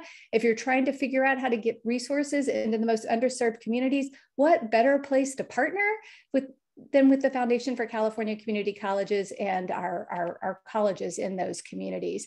We work with corporations, including both our employers and our vendors. We work with employers through our work-based learning opportunities and vendors through our College Buys aggregate purchasing program. We also work with corporations through their own foundations. Many of our vendors have, and these corporations have philanthropic arms as well. And then we also work with other educational institutions, everything from K-12 up through public higher education, public and private. Again, anybody who has resources that's trying to get into underserved communities, anyone that's trying to, battle things like food security, homelessness, mental health, we want to partner with you because we think we can help kind of bring those priorities to scale and help our partners not only achieve their goals, but help our system achieve our goals as well. So our partnerships include over 275 unique partnerships that span across kind of bucket into those categories. Next slide, please. So we do issue an annual report. It is all online. So I encourage you guys, there's lots and lots of things I could talk about, but I will encourage you guys to go check out our annual report online. It's at impactreport.foundationccc.org. You could also just visit our website at foundationccc.org, and it should be front and center there on the front page. And you can navigate across our areas of impact, our funders and partners, and see who we're working with, our leadership team, and learn more specifically about the different programs that we run. Next slide, please. But I do want to just take a moment to hit a few points of pride, and the Chancellor previewed a few of these, but I think they're worth repeating. So over this last year, we provided over $78 million in annual support of programs and services. We operate very lean. Of every dollar that comes into the foundation, 85 cents of every dollar goes into direct program and service delivery. The national nonprofit average is more like 70, sometimes 60%. So we're really proud of our efficiency within the foundation. I talked about this next year, we're going to hit our $100 million annual revenue goal. Every year we have to beat the pavement for every dollar that comes into our organization. We're not written into anybody's budget. There's no money that automatically comes to the foundation. We have to work for every dollar that comes in. So we're constantly having to fill that pipeline and build that pipeline with not only 1 year revenue, but multi-year revenue. So this was the first year that we exceeded the 100 million milestone multi-year revenue generation at 135 million. In this last fiscal year. So really proud of that as well. Next slide, please. So some of the impact metrics through our partnerships with other state agencies and with our philanthropic partners, we were able to distribute over $700 million in pandemic relief dollars. And those were for scholarships, those were for emergency and relief aid, for childcare services, for food security, and really help our state agency partners get that money out quickly into the hands of our students and our community members when they needed it the most. Even in a pandemic, we were able to support thousands of our students in work-based learning experiences, earning over $7 million of wages. And I think one of the things we're really proud of is our ability to jump in and help close the digital divide. When we all went remote, both our colleges and our students were scrambling to adjust, and we were able to serve over 648,000 students that we were able to provide with this really important technology support resources to help keep them in school and help them succeed. Next slide, please. And one of the things, again, I think maybe most proud of is, and you heard Chancellor Oakley mention this, we were able to secure the largest gift to community colleges to date, $100 million over a 20-year period from the generosity of the J. Pritzker Foundation. The program that we were able to develop in in partnership with the Pritzkers, really aligned directly to the goals of the Vision for Success. So this is a perfect example of having a funder that wants to make a big splash, that wants to make a real difference right now with our students and our colleges, and us being able to look directly to the Vision for Success, to look directly to our statewide strategic plan, marry those goals together, and really target these 34 specific colleges that we know have the lowest percentage of college and degree completion. If you go to the next slide. And so not only were we able to cultivate the donor, build that relationship, design a program that met everybody's goals, we were able to execute on that program in a matter of months. So not only did we secure the gift, but we have already provided over $4.6 million in emergency aid and impacted over 8,200 students, again, when they needed it the most. So we're working quick, we are nimble, and we are laser focused on helping to achieve the Vision for Success. And I do want to say just a special thank you to Chancellor Oakley for his leadership in helping us really cultivate this donor and inspire, really inspire these donors to think big and to trust that our system was the best place to make their investment to make big impacts. So they really appreciate the Chancellor's leadership in this. Next slide, please. So there were lots of other things I could talk about as it relates to last year, but I want to take just my last few minutes and I want to focus on the future. And I want to highlight 3 things that we're working on right now that are really at the heart of the Vision for Success and equity and completion. Next slide, please. So the first thing I want to highlight is work being done by our Success Center to not only increase our own alignment, but increase alignment system-wide with the Vision for Success and DEI initiatives. And so our Success Center has been working to engage hundreds of CEOs and trustees across the system through the California Community Colleges Trustee Fellowship. And these activities are really meant to help deepen our commitment to the vision throughout the system and help college presidents and trustees really know how to work together to align their own local plans to the Vision for Success. This third bullet is really hot off the presses. In late December, before we left for the holiday, we were alerted that we've been selected to administer California's Regional K-16 Education Collaboratives Grant Program. And this program is really going to help streamline pathways from high school to post-secondary education and into the workforce. This is, again, directly aligned to our Vision for Success commitments, where we want the California community colleges to really take the lead in these intersegmental efforts. I want to recognize and show appreciation for Deputy Chancellor Dr. Gonzalez, who served on the governor's task force that led to this grant program. Thank you for your leadership in serving on that task force, and just say that we're really proud to continue to help the California community colleges remain in that leadership role in this work. Next slide, please. The second thing I want to highlight is our ongoing work with College Buys to continue to bridge the digital divide. We've now, talked about through the pandemic, through June 30 of last year, we reached over 648,000 students. We're now approaching 1 million students. We're supporting all 73 districts and really helping connect students and colleges with the technology tools and the resources that they need to ensure learning continuation. So we're providing millions of dollars in resources and cost savings for things like laptops, smartphones, broadband, online learning tools, telehealth resources, and other really vital technology tools that are really going to help our students be successful, stay in school, and complete. Next slide, please.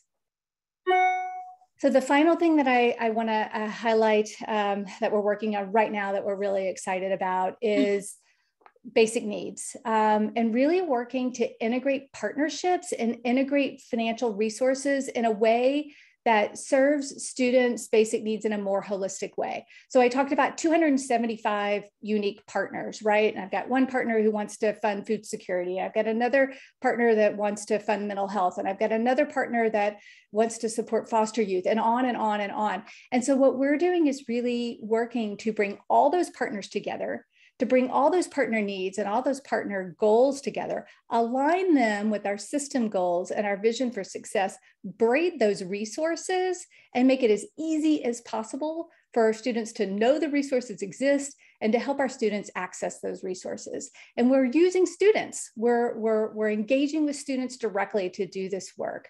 We've been expanding our student ambassador program that started 2 years ago, engaging 10 students in a mental health program. We're now engaging hundreds of students through almost a third of our colleges. So we see a lot of potential here to continue to grow this work. And who better than to help get information to students and get information to students in a way that they can understand and then they can access than through students. So we're really excited about this work to provide really trusted, peer-to-peer driven, integrated access to things like health and wellness supports, food security resources, and other public programs that may be available to our students that they may not even know about. Next slide, please. So more than anything, I want to say thank you to all of you for your visionary leadership in this work. The vision for success really provides that North Star and really that inspiration that really inspires and engages our donors and gets them excited to invest in our California community colleges. Many of you have been longstanding donors to our year-end campaign that we just recently had and other relief campaigns for wildfire.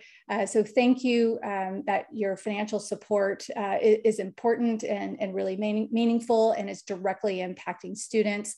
Many of you are helping us make introductions. Member Shaw has just been invaluable in making several introductions that are very promising that we continue to work through. I know Member Epstein has made a number of introductions that have led to really important programs for our students. Again, thank you to Chancellor Oakley and Dr. Daisy Gonzalez. Without your leadership, our work would not be possible, and we're forever grateful. And finally, another thank you to Member Perry and Member Anderson for your leadership on our board of directors and all that you give in your time and your money and your energy and your passion to our work. And so next slide, please. With that concludes my presentation. I'd be happy to answer any questions. Thank you so much for that presentation. And I don't see, are there hands? Okay, I see Tom Epstein. Yeah, thanks. I just have a question about that K through 16 Pathways program that you talked about. I don't really know much about it. Could you provide a little more detail? So it is hot off the presses. What I can tell you, and Dr. Gonzalez may actually be able to say more about this because she was on the task force that led up to the grant award, but there will be grants that will be going out to fund regional collaboratives to help bring, K-12, community college, public higher education, and the workforce together to help kind of streamline those pathways. And I'll pause and see if Dr. Gonzalez wants to add anything, and then just say I'd be happy to get more information out to the board in the coming weeks. I see you're shaking your head. Which way, Daisy?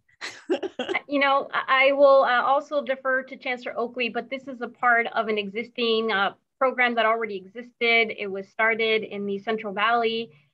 It was seen as a promising practice during that process of creating further recommendations to bridge together higher education in K through 12. And it really envisions ecosystems across the state that will bring together K through 12 community colleges and our four-year partners to help a student enter pre-K and graduate and get a job placement. It is an incredible investment that was made by the governor in the last state budget to really grow these regional opportunities. Thank you for that. I have questions or comments from Member Shaw and then Member Aguinaldo. Okay. Well, Keitha, thank you so much. You know, in 2021, I served on 6 different boards, all the way from the Los Angeles Local Redistricting Commission to local nonprofits. And I have to say that this is the most extraordinary report I've heard this year. Just so congratulations on what you've done throughout your term with the foundation and everything they've done in the last year. Absolutely extraordinary. I would like to say, though, that I'd like to see that in the future, if we could come up with a targeted initiative towards the African American community, utilizing our 3 groups to focus on that: Umoja, the HBCU program, and also A2 Men. And particularly if we could come up with an initiative that really helps us to focus on moving forward African American men also. So, but again, I wanted to, again, congratulate you and commend you. It's, you know, wow, it's more than a job well done. Thank you. Thank you. Thank you, Member Shaw. I want to just say a special appreciation to you for all the introductions you've made to A2 Men, to Umoja, the HBU transfer project. And there are, and I know you've been working closely with Melissa on some of the projects, but, you know, these priorities are at the top of our list when we're talking with funders, and we've had some success, although you know, it's never enough. But we are working on a student work-based learning program focused on Black and African American students through the generous support of Union Bank, which we're excited about, and part of Lumina Foundation's racial equity for adult learners in higher education. We have one that's in the fire about a potential donation to support children of incarcerated parents, again, with a focus on children of color, and working with our HBCU transfer partners to help transform their pipeline to possibilities into like a really true interactive pipeline resource. So those introductions have been really promising and are starting to kind of turn into real action.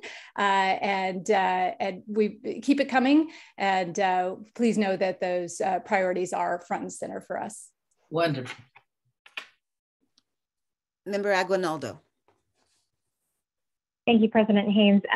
Kiva, just a quick note to continue what Member Shaw was saying in terms of congratulations and gratitude to not only you, but the entire foundation team for expanding the universe that the foundation is creating. I think it's a double-edged sword that you make this look so easy, because as we all know, those that do great work are just rewarded with more work. And in that sense, I think it's a good thing for our students, because the more the foundation succeeds, the more directly they can succeed as well. And while it's hard to pick out one single thing from your presentation that is worth calling out the most, I really appreciate that you put a note in there about the report on how boards and trustees can advance student success and equity.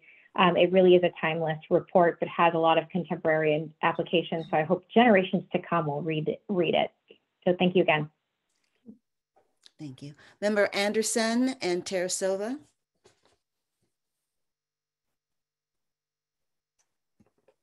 I can't hear you. Sorry about that. I was on mute. Keith, I just want to congratulate you. We did it on the board call, but you know, the work that you did on the $100 million, you know, contribution, and all of your staff was so tremendous. And to see how excited the donors were about the work that you're doing, that we're doing in conjunction. Having been active for so many years in the fundraising world, I know how hard it is to get any donation, let alone something as monumental as that. And I just want to say congratulations to you and the staff, and you know, all the great work you do and that they do is really amazing. So congrats again. Member Terasova. I just wanted to thank the whole foundation office for continued support and relentlessly breaking down the existing barriers to ensure that students from all backgrounds can succeed in reaching their educational goals. As we as a system continue to grapple with the ongoing COVID-19 pandemic, emergency aid dollars, scholarships, assistance with the basic needs made it possible for thousands of students to stay enrolled this past year. Your work changed the student lives. So I would like to congratulate you on another successful year and your unwavering support and commitment to community college students. Thank you. And then Member Carrillo Escobar. Yep. Thank you so much. I just also, no worries. I just wanted to also, you know, speaking to Darius's point, getting that type of contribution from a donor takes a lot of time and patience, and a lot of cultivation of a relationship. I know from my you know, experience in philanthropy. So just again, want to thank you for that. All the work you put into that. You know, I'm looking forward to, you know, in the coming years, just seeing the, you know, the fruits of that contribution really bear out. So hopefully, you know, I know it's just really beginning that work right now, but I look forward to, you know, additional updates from you to help us understand how that contribution is really making an impact for our students. So that was one thing. I also really appreciate the mention of the student ambassadors and the engagement you're doing with students, because you're right, you know, I've seen in so many ways the best folks to talk to, and the people who are most trusted are indirectly impacted communities are those people from the community. So really excited to hear about that. Love to hear about the diversity of the Student Ambassadors Program and how you think about that. And then the last thing I would just put a plug in as we think about the coming year, you know, really since July, you know, we've been seeing a lot of Afghan immigrants and refugees come into our country because of the kind of withdrawal from Afghanistan that, you know, that the Biden administration has pursued.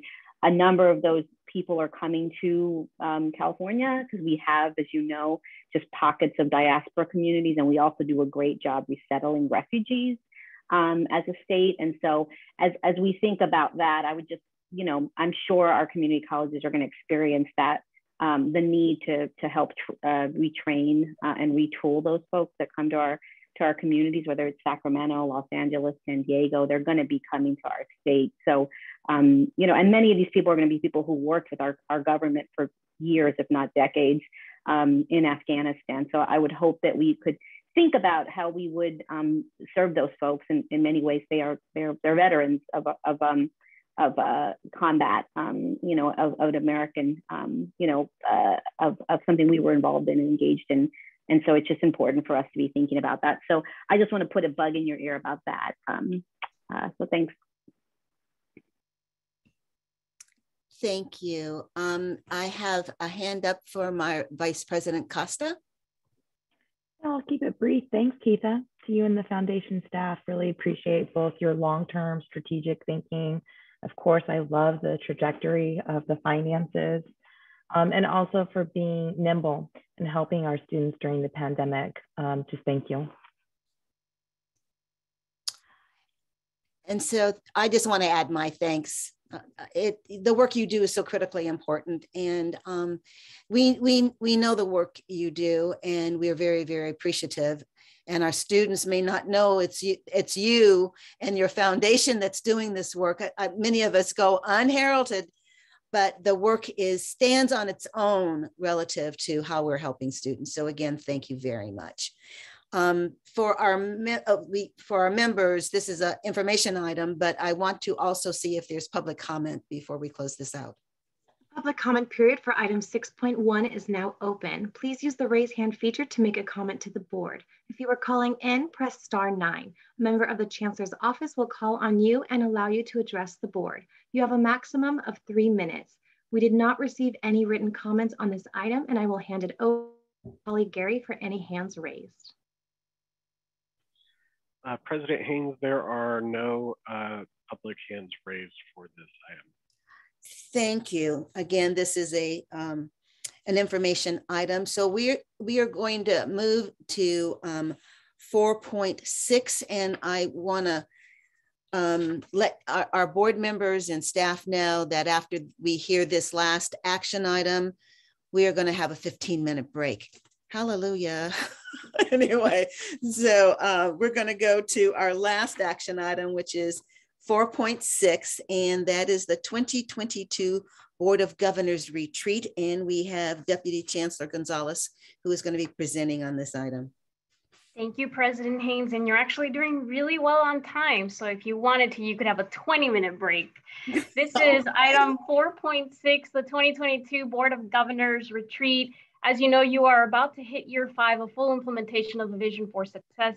You also have 3 brand new board members. And in the next coming days, we hope there will be positive reappointments for 3 of our members, or if not, we will have new members. August represents a really critical time. It will be a time where we will have brand new data related to enrollment, related to the impact of this pandemic. And we polled all of you, and there were 2 dates that specifically work for this board, August 4th and 5th.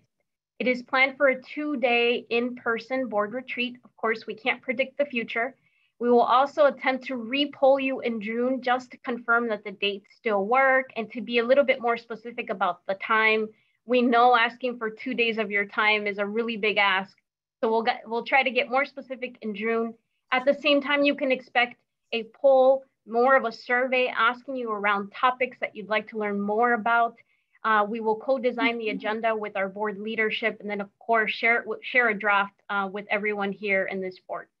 So with that, I would like to recommend adoption of August 4th and 5th of 2022 as your board retreat date. Thank you, Deputy Chancellor Gonzalez. I see a couple of hands raised. Member Perry, and then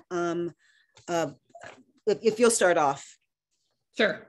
I think there's been, well, maybe quiet discussion about this, but given what you all just heard from Keitha and the integral role that the foundation plays in our Vision for Success and the overall success of the community colleges, I would like to put out there that we contemplate potentially including them in the retreat in some way, shape, or form, because I think this will help each of us understand each other's roles even better, and probably create two halves for a better whole, as it were. Sorry. That's okay. Thank you for mentioning that. I appreciate it. Member Hall, and then Member Anderson.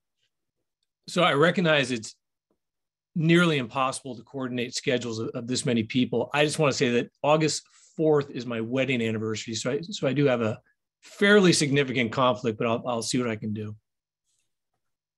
Thank you for advising us. Member Anderson. And where is the location on that date? Where are we planning on doing that? Can't predict the future, but the goal would be to meet in person. At this point in time, Sacramento would probably be the location. Otherwise, you know, because we can't predict the future, we may be on Zoom. Okay, that's great. Thanks, Dave. Thank you. I don't see any other hands raised from our board members. Is there any public comment on this item? The public comment period for item 4.6 is now open. Please use the raise hand feature to make a comment on this item. If you're calling into the meeting, press *9. You'll have a maximum of 3 minutes. This item did not receive any written comments, and I will hand it over to Gary for any hands raised. Did we want to take the Lieutenant Governor's comment first? I see her hand. Oh, I didn't see her hand. I apologize, Lieutenant Governor. No, that's all right. I just put it up, Madam Chair. I just wanted to thank staff for working to make sure that the Board of Governors meetings don't overlap with the CSU and the UC meetings. It's such a pleasure for me to participate, and such an important part of my job to be able to participate in all 3. And I know that's been really complicated. So I just wanted to publicly thank staff for being so accommodating, and notwithstanding any of my own wedding, anniversaries. I hope to be with everyone in person at the retreat as well. Thank you. Thank you. And I'm sorry, is there any public comment? There are no hands raised from attendees at this time. I appreciate that. Thank you. So with that, can I get a motion and a second to approve? Aguinaldo, I'll move. Second by Tarasova. Tarasova, seconds. Can you please call the roll? Hildegard Aguinaldo. Aye. Darius Anderson. Aye. Amy Costa. Aye. Joshua Elizondo. Aye. Tom Epstein. Aye. Felicia Escobar Carrillo. Aye. Jolena Grande. It would be a delight to meet with you all in person. Aye. Pamela Haynes. I couldn't say it better. I'll just say aye. Kevin Hall. Aye. Lieutenant Governor Eleni Kounalakis. Aye. Jennifer Perry. Aye, and what Jolena said. Phil Rawlings. Aye. Roy Shabazian. Yes. Valerie Shaw. Yes. Yulia Tarasova. Yes. President Haynes, the motion carries. Thank you so much. So we are now going into a 19-minute break instead of 15. If we can come back at 12 noon, that would be fabulous. Thank you.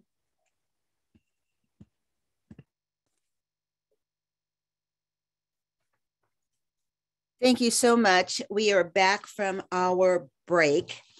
And I want to notice a change in the order of our next two items. Instead of hearing the first reading on 5.1, we are going to move 5.2 up and hear that, which is equitable transfer memorandum of understanding orders. And we have Executive Vice Chancellor Alvarado and General Counsel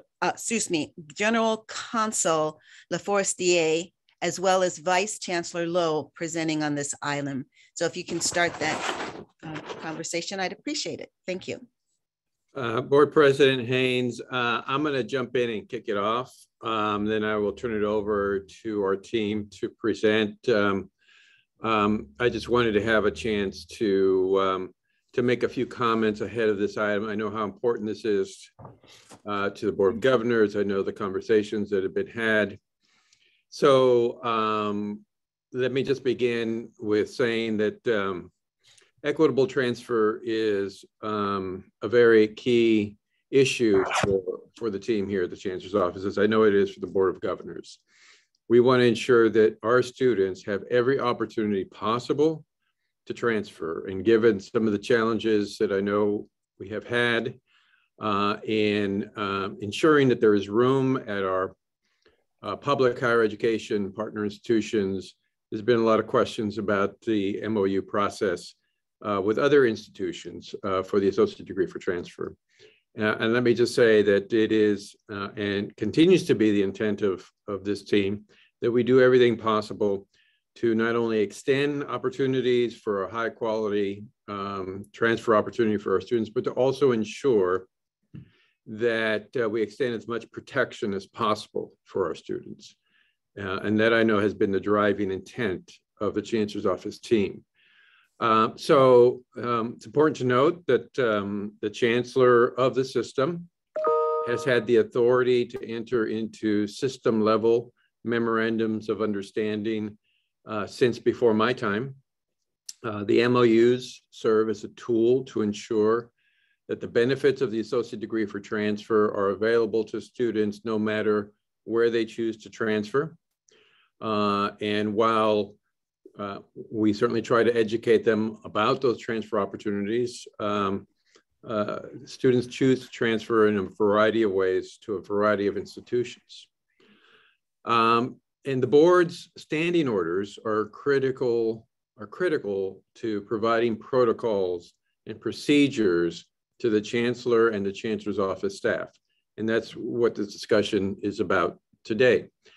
Now, let me just say this, and I know I don't have to say it because I know everyone who knows me knows that I am not an advocate for-profit institutions. I have been on record many times in Congress and before the state legislature expressing my concerns about Title IV eligible for-profit colleges. In today's action, we know that the MOUs can be used as a tool to protect our students. That has been the intent of how we've been using them. The board's discussions at the November board meeting provided us, the Chancellor's Office team, an opportunity to review our internal processes and make recommendations to codify the board's expectations prior to entering into a system transfer memorandum of understanding or a renewal of an MOU. I also want to recognize that we received many constructive comments and recommendations from our colleagues in the state legislature. So I want to acknowledge that I did have an opportunity to read through those, and I appreciate their interest in the California community colleges. Now, I want to update the board on something that I know has been discussed several times, certainly while I was in Washington, D.C., and since I've been back, the issue of the MOU with the American Public University System, or APUS. In working with the Chancellor's Office team, they've recommended that we review that MOU, and I have concurred that we should review the MOU. As well as the standing orders that we used to review the MOUs previous to that. I have agreed with the recommendation by the team in working with them, and we have canceled the MOU with APUS. Following the review of the standing orders and the actions taken by the board, APUS or any institution can pursue an MOU with the system, but we will be reviewing those MOUs with whatever the board decides in the review of its standing orders. So I just want to repeat that we have decided to end the MOU with APUS, and they have been notified. This first reading item has a clear focus on codifying the procedures for the system transfer MOU. Since that November board meeting, staff has been working to revamp the MOU process. Thank you all for your support and patience. The amended version integrates early feedback by several board members, including President Haynes and Vice President Costa, and centers quality data collection and evidence-based decision-making as a critical part of this process. So I just wanted to set the context and let you know that this team has been working hard behind the scenes to ensure that we do everything possible to create opportunity for our students and extend every protection possible for our students. So with that, I will turn it over to Executive Vice Chancellor Marty Alvarado. Thank you, Chancellor Oakley. Again, good afternoon, members of the board. I'm Marty Alvarado, Executive Vice Chancellor for Educational Services and Support. As was noted, this is a follow-up item to the November board meeting where we brought to you an update on an information item on equitable transfer pathways. That item focused on the state of our student transfer, both to our public institutions and more globally. It reminded us that we still have a long way to go in terms of meeting our transfer goals within the vision, and surfaced some questions and concerns that were requested to be agendized around the process for state level transfer agreements. I want to remind the board about the role of the state agreements, recognizing that there are local transfer agreements that are both institutional and discipline specific. And so this is just one piece of the transfer puzzle. The role of our state agreements as we've been moving forward is to extend the benefits of the ADT at multiple transfer institutions beyond our public four-year CSU partners, and extend the system's influence on the receiving four-year institutions. You'll recall that in 2021, I believe, at a previous board meeting, we did bring the standing orders to this group, to this board, excuse me, to review the anti-discrimination clause that is required to go into our MOU agreements, transfer MOU agreements. The other intent of these state level transfer agreements is to strengthen the transparency of the transfer outcome data. And again, I'll point us back to that November board meeting where we walk through the data that we currently have available to us that is publicly available for transfer institutions, and the data that we unfortunately do not have available to us except for through these types of agreements. So those are some really critical components as we think about the state transfer agreement role and intent.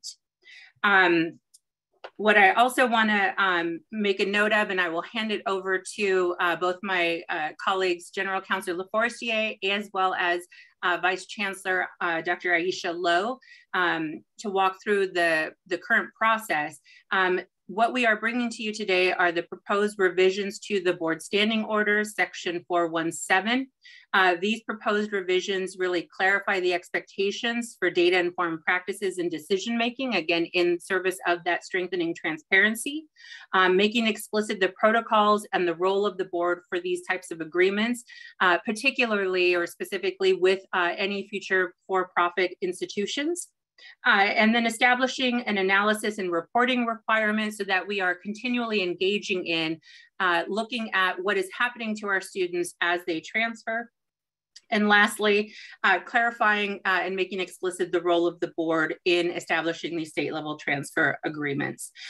Before I hand it over to Vice Chancellor Lowe to walk us through the current process for initiating these state level transfer agreements, I also do want to make a quick note that per feedback from stakeholders, we are also in conversations with the Bureau for Private Post-Secondary Education to really understand what would be an appropriate role, if any, for that organization to inform the decision-making process, or leverage the criteria established by that bureau to inform the decision-making process as we go forward. So I would anticipate more information to come between this read and second read.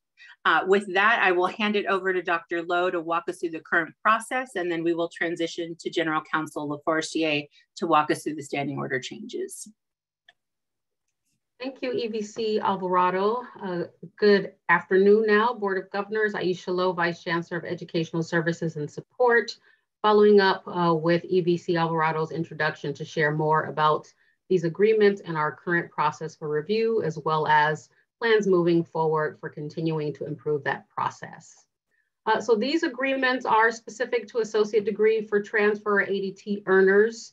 The goal of these is really to preserve completed course credits and streamline pathways to baccalaureate degrees. Where we establish these partnerships and these MOU agreements, it guarantees our students admissions at junior standing and completion of their baccalaureate degree in no more than 60 semester units at the partner four-year institution, and as EVC Alvarado discussed, establishes formal reporting for monitoring student success. These agreements come about as four-year institutions reach out to the Chancellor's office and request such an agreement. That institution is researched to determine if community college students attend that institution and how the institution fares on a set of key performance indicators. There is also additional consultation with the institution on any areas of concern and how the institution is engaged in continuous improvement. We have two sets of key performance indicators, or KPIs, that are assessed. One is a set of minimum criteria by which we vet potential four-year partners based on some typical outcome data for four-year institutions, things like the student to faculty ratio, the level at which students are receiving financial aid and financial support for their education, student loan default rates, retention rates, completion rates, and things of that type. There is then a second set of data and information that is gathered directly from the potential partner, where information is not publicly available. And that is a longer list of information we get directly from that institution about any tuition costs, their current tuition costs, any discounts that they offer, their particular academic programs, how much of their programming is online versus in person, and things of that nature. In addition to vetting those institutions, information that is provided, we also have embedded within the MOUs this opportunity to gather data then specific to our California Community College students and looking at those students' retention, persistence, completion rates, and things of that nature so that we can better understand how students fare at a particular institution. So in addition to the revised standing orders that are before you today, we will also be gathering details from our local California community colleges on how local colleges assess potential four-year partners and how local transfer agreements are made so that we can identify best practices that can inform our state process. We will also work then to use that and other information we've received to update our key performance indicators that we'll use to assess institutions. And ultimately, we are looking to conduct a comprehensive analysis of all of our partner institutions and better understanding these key performance indicators as well as our community college students' outcomes. So with that overview, I will hand it over to Office of General Counsel Mark LaForestier. Thank you, Dr. Lowe. Okay, just to level set and remind members that the Education Code provides full authority to the Board of Governors to enter into contracts and to delegate its authority to the Chancellor's office to the extent it sees fit.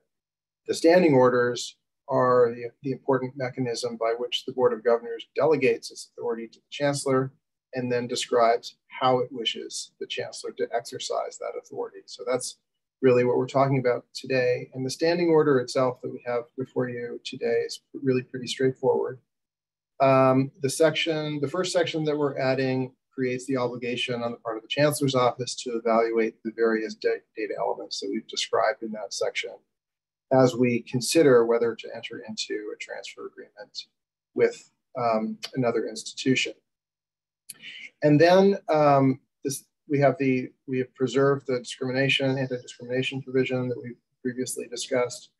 And then as the Chancellor's office enters into agreements, the board is specifying some terms of the agreement that it expects to see whenever we enter into a transfer agreement. And that would be with respect to a for-profit or a nonprofit. So the first item would be that the transfer agreement should be sharing data with the Chancellor's office concerning community college students and their progress through the transfer institution.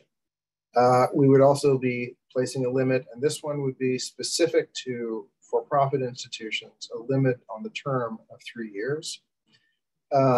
Every transfer agreement would have a provision, a no-cause termination provision with 30 days notice. That's something that we have been putting into our transfer agreements for the last several years anyway. And then it would require prior board approval before the Chancellor enters into a transfer agreement with a for-profit institution.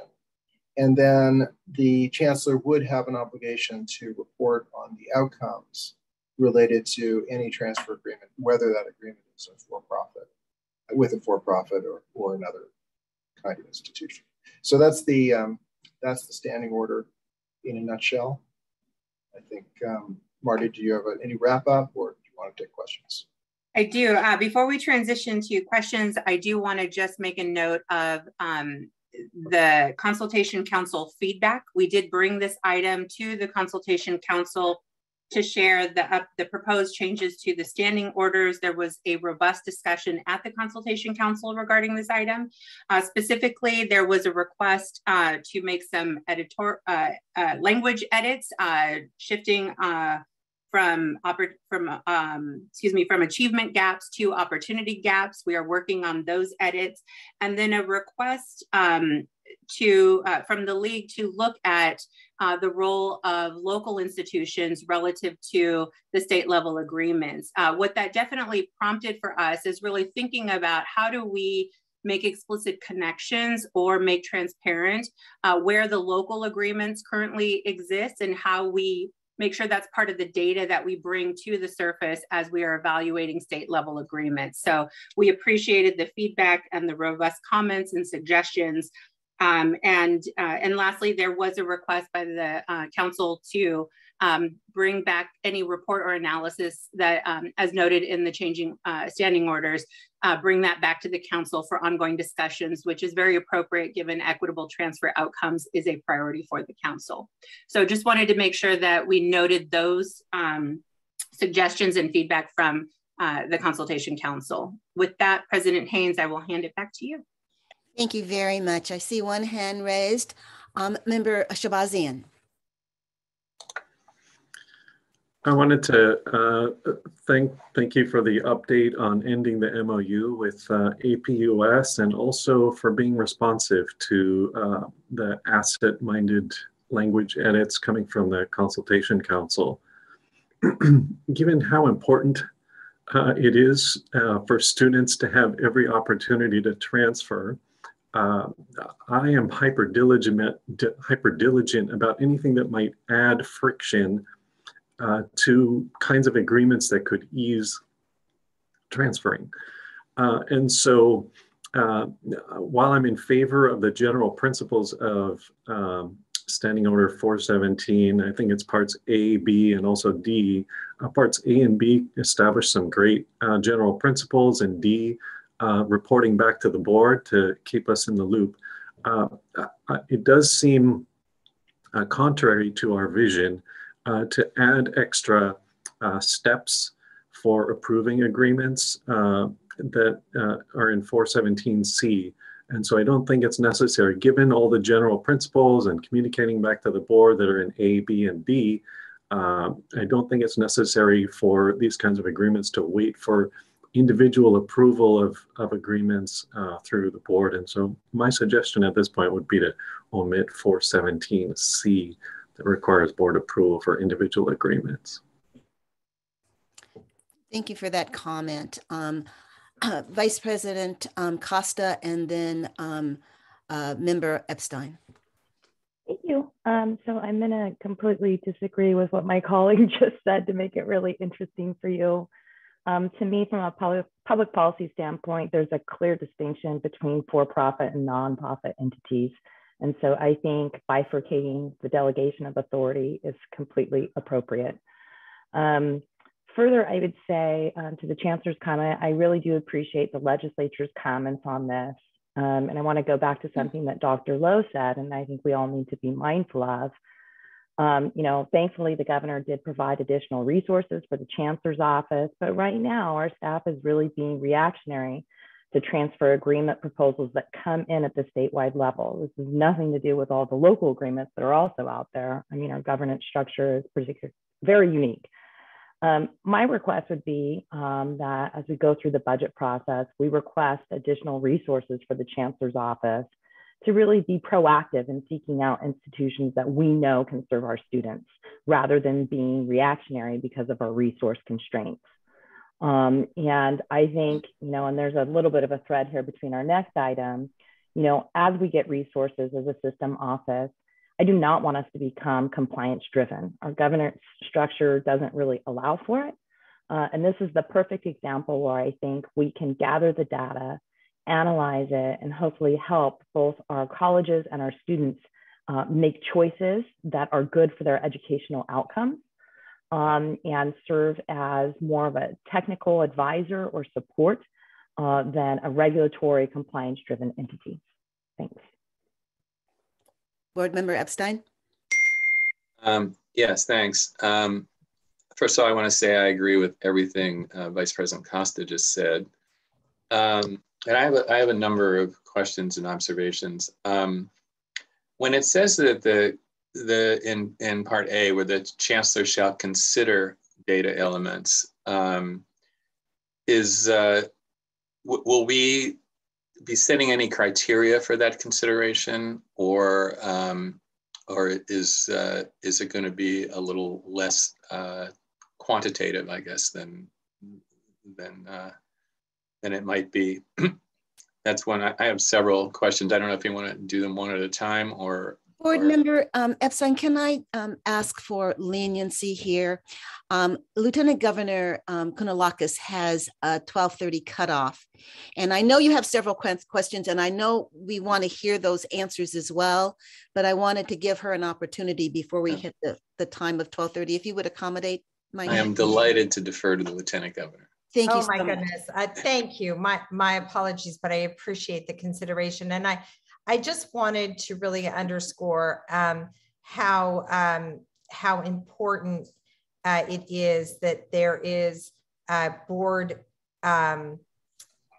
understanding and oversight of partnering with for-profit institutions, and just really align my point of view with those of the vice presidents and the way that she's just outlined them. And really, I think that the way that the APUS issue was handled showed us that these are really sensitive and important decisions. And so I want to commend all of the executive staff for how they handled this in reversing the decision. And I hope that it informs us going forward, as Vice President Costa has outlined, and I think that there are others who feel this way from what I'm hearing, but simply that a for-profit agreement is a very sensitive, very particular thing, and that there is the capability within the membership of the Board of Governors to be able to do the kind of review that will inform a decision that will ensure that we won't have the need to reverse decisions that are made by the executive staff. So thank you to everyone, particularly you, Chancellor Oakley, for straightening this out. And I really do want to encourage this change in process that will make sure that our future decisions are informed by this experience. Thank you. Thank you so much. So I'm going to go back to Member Epstein, and please proceed. Okay, thank you. First of all, I should have led with, I really appreciate the staff reversing that decision. That was done very effectively. As I was saying, though, I was wondering in the consider language if there should be minimum standards for what we consider appropriate. That's I'm open, to either way, I guess. I also think that we can collect data from for-profit colleges without actually executing an ADT, so that we'll at least know whether or not that the students are being well treated there, and could have at least be able to provide students some guidance as to whether or not they're going to have a good experience. Another concern I had with the other agreement, and it's not mentioned here in the standing orders, but I don't believe that we should be basically licensing our logo to colleges that we do an ADT with. I don't think we should allow them to have such ability in their marketing to promote that they're a partner with the California Community Colleges. I know that the MOU with APUS gave much more leeway to the college to use our logo in their marketing in a way that we hadn't done in previous ADTs that had come before the board. And finally, I have a question about nonprofit colleges that are operated almost entirely, out-of-state nonprofit colleges that are operate almost entirely by for-profit underlying engine. I understand there was a bill passed, AB 70 in 2020, that may have an impact on that. And so I'd like to know if there's any way we can also impose some kind of criteria on those kind of institutions as well. Member Epstein, if I can just comment on your last question, then I'll let Executive Vice Chancellor Alvarado talk about the others. To your last question, this is becoming a much more complicated issue. And so I'll give you a couple of examples why. a number of HBCUs, a number of nonprofit institutions, a number of public institutions use for-profit engines in support of particularly their online enrollments. So this is an issue that's been raised to the Department of Education, and it would be very difficult for us to referee all of that. Our concern is, are they a public institution? Are they a nonprofit institution? And I think it would really create a nightmare for the team to try to unwind who is working with some sort of for-profit entity to either grow enrollments, to support online instruction, to support on-ground instruction.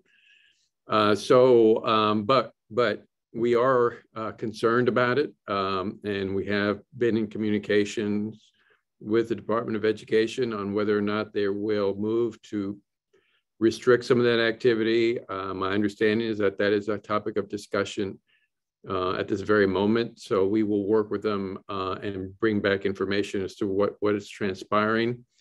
So that would be my recommendation on that question in the interim, understanding that it is a topic of concern for us and for all of us in public higher ed. And we will bring back more information once things start to happen at the Department of Education.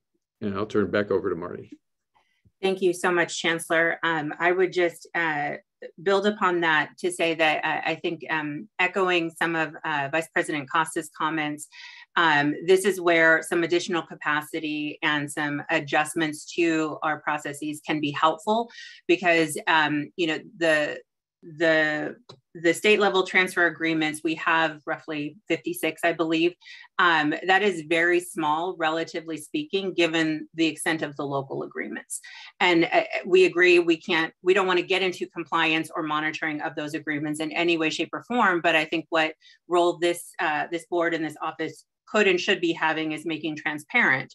Where do they exist? What is this looking like? And how do we make sure that we understand what is happening to our students post-transfer? And making that explicit.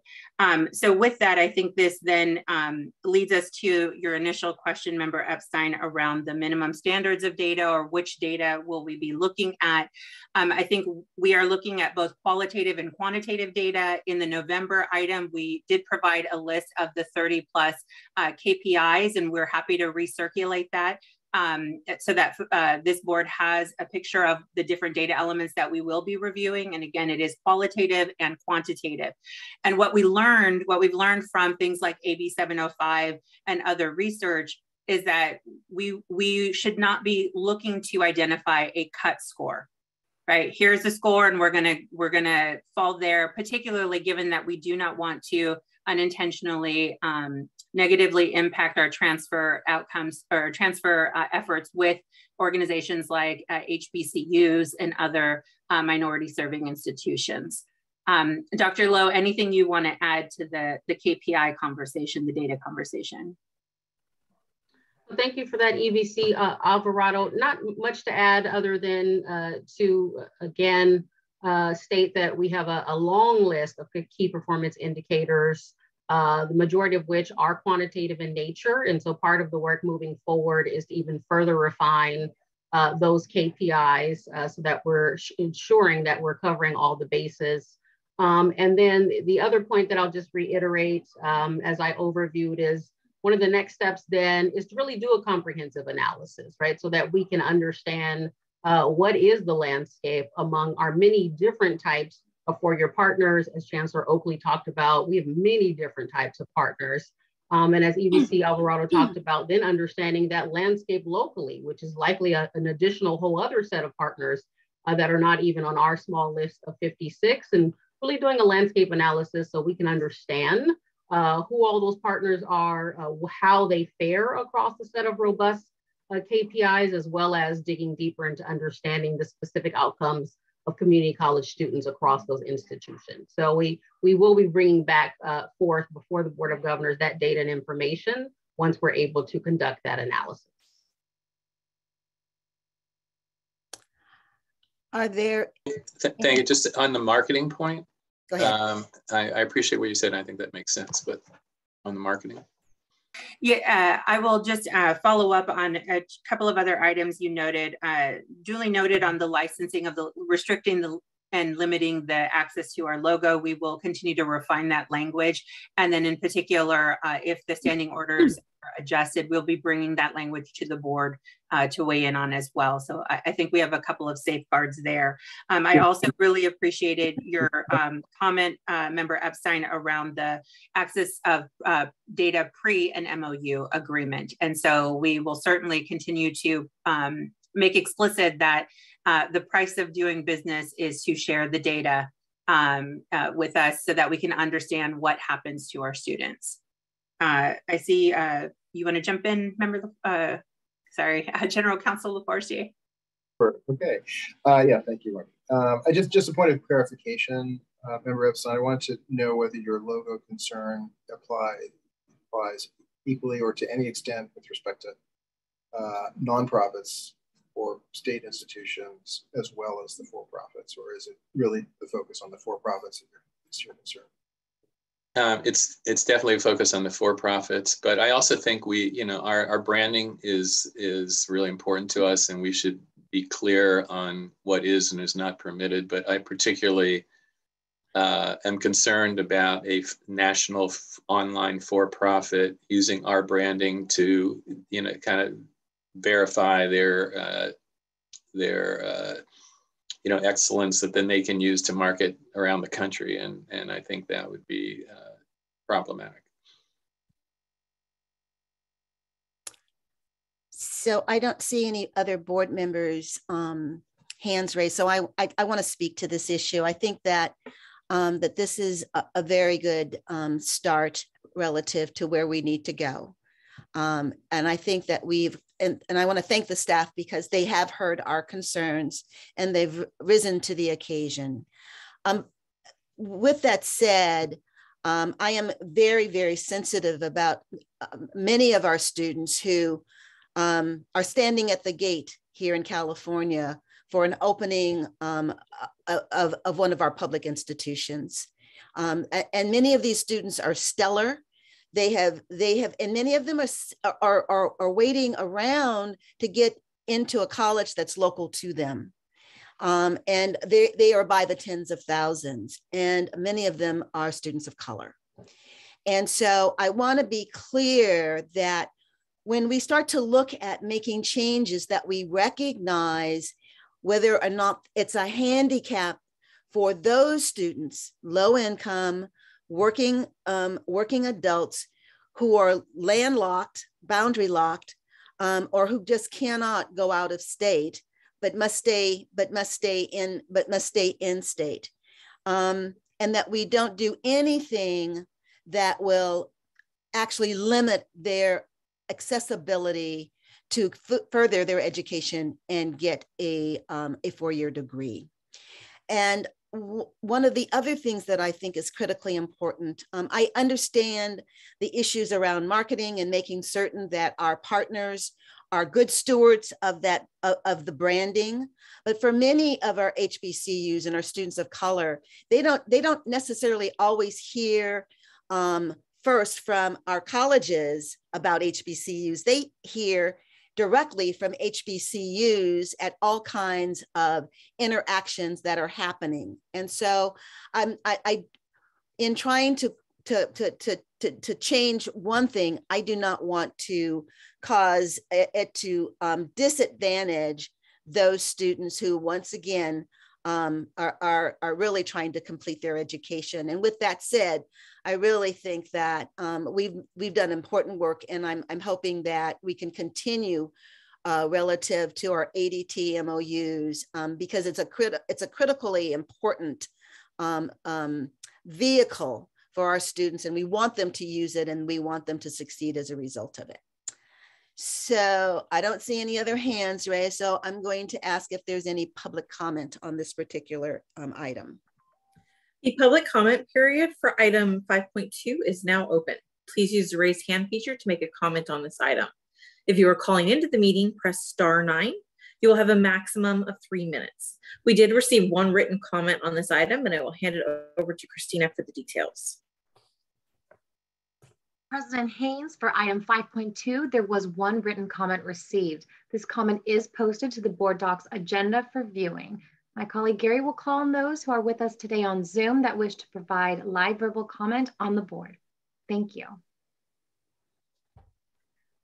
First, we have Wendy Brill Winecoop. You have control of your mic and can address the board.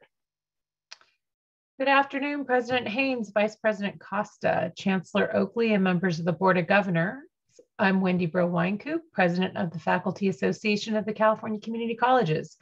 FAC appreciates the addition of standing orders to approve new and review existing statewide transfer agreements. We have concerns for the predatory practices of some for-profit colleges.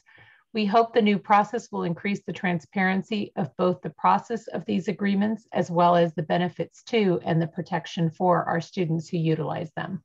Thank you very much. Thank you. Next, we have Angela Perry. You have control of your mic and can address the board. Good afternoon. Thank you so much, moderator. My name is Angela Perry, Director of Policy and Advocacy at the Institute for College Access and Success.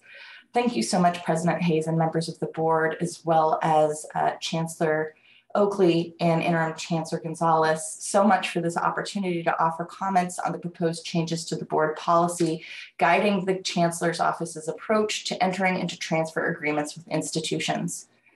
TCAS is sympathetic to the reality that California community college students face barriers in transferring to other public colleges within California. Because the most popular majors at our public universities are often impacted, place-bound students in many parts of the state have limited public options when transferring, and we appreciated Vice President Costa's comments regarding the need to proactively identify high-quality transfer options for community college students.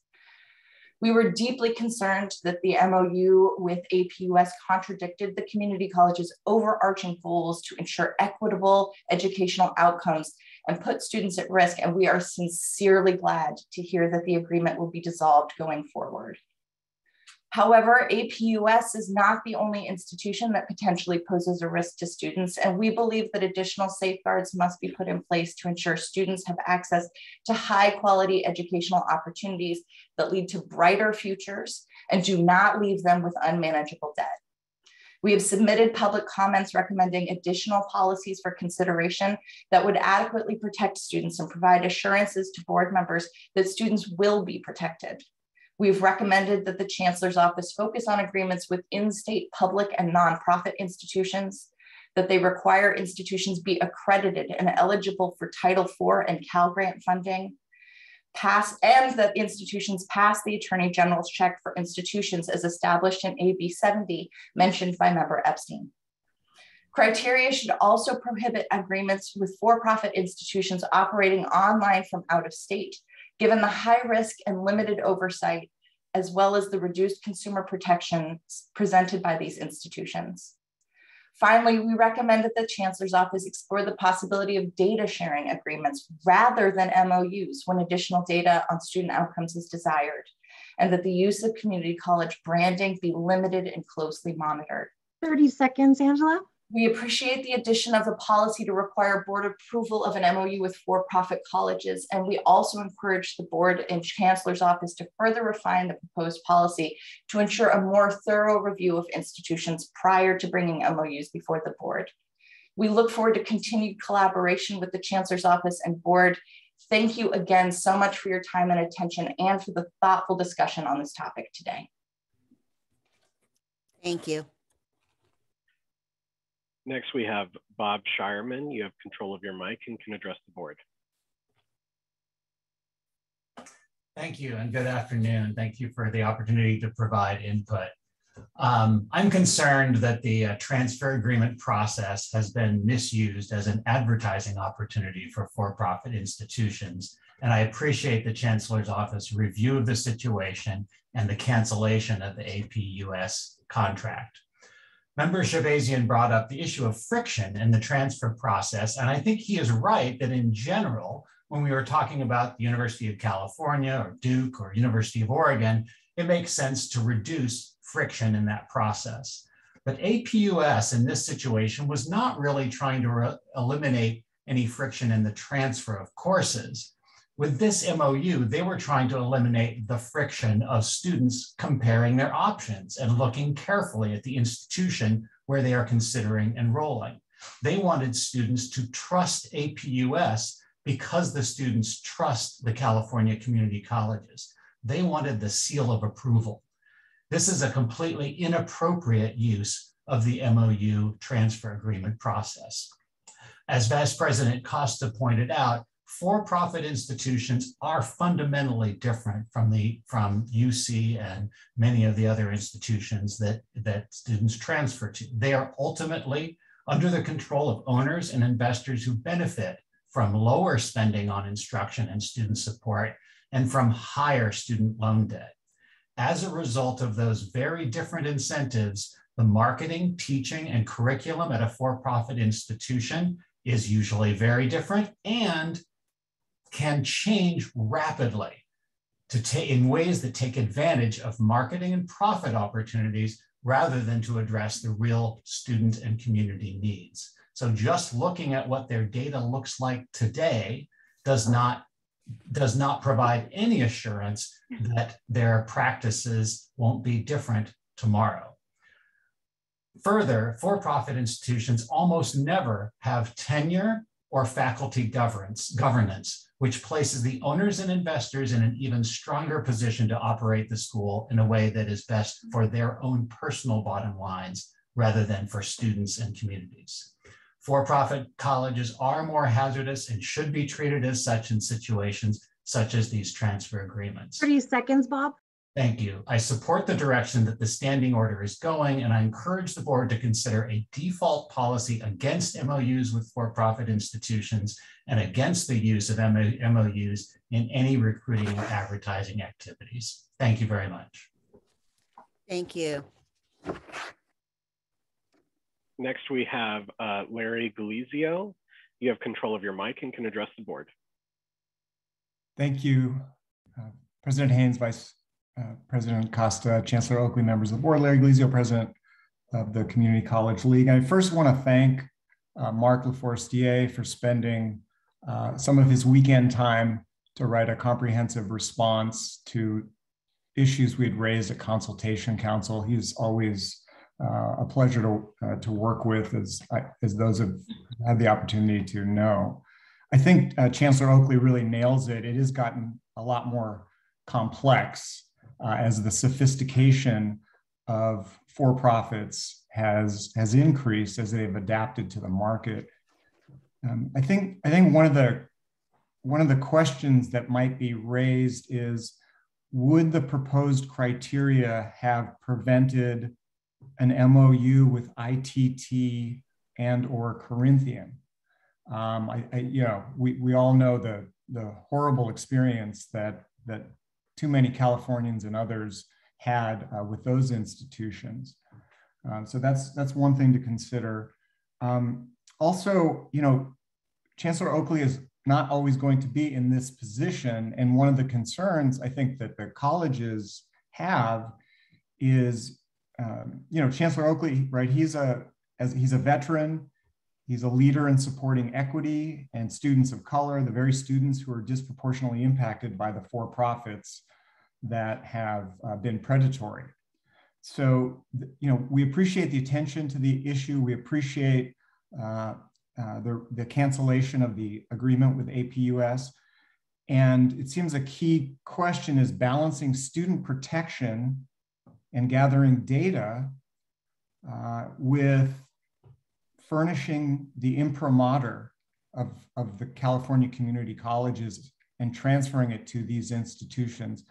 So any role that the local colleges or the league can play in any kind of analysis, recognizing you want to be efficient and you needn't check with the league every decision that the Board of Governors makes. If we can be of help on this complex issue, we're ready to work. Thank you. Thank you. President Haynes, there are no other comments from the public on this item. Thank you very much. this is a first reading. It will come back to us at our next meeting. And thank you so much for the raising the issues and having the dialogue around this particular issue. So we're going to move back to item 5.1. Item 5.1 is a first reading and public hearing for proposed amendments to Title V of the California Code of Regulations, amending sections 51028, 51100, 51102, and adding sections 59700 through 59704 related to California Community College campus climate and public safety. This particular item will be presented by Executive Vice Chancellor Alvarado and General Counsel DeForestier. Thank you, President Haynes, Vice President Costa, and members of the board. As you mentioned, this is the first reading of proposed campus climate and public safety regulations. Executive Vice Chancellor Marty Alvarado is also waiting in the wings to chime in if necessary, but I think I'll be taking the lead on this. And also today, I have the pleasure of introducing Amber Wade, who is the Chief of Police for Napa Valley Community College District, and Stephen Coder, who you will all remember, former president of the Student Senate for California Community Colleges. And they will have some things to say about this proposal after my presentation today, and then we'll open it up for questions. So could I have the next slide, please?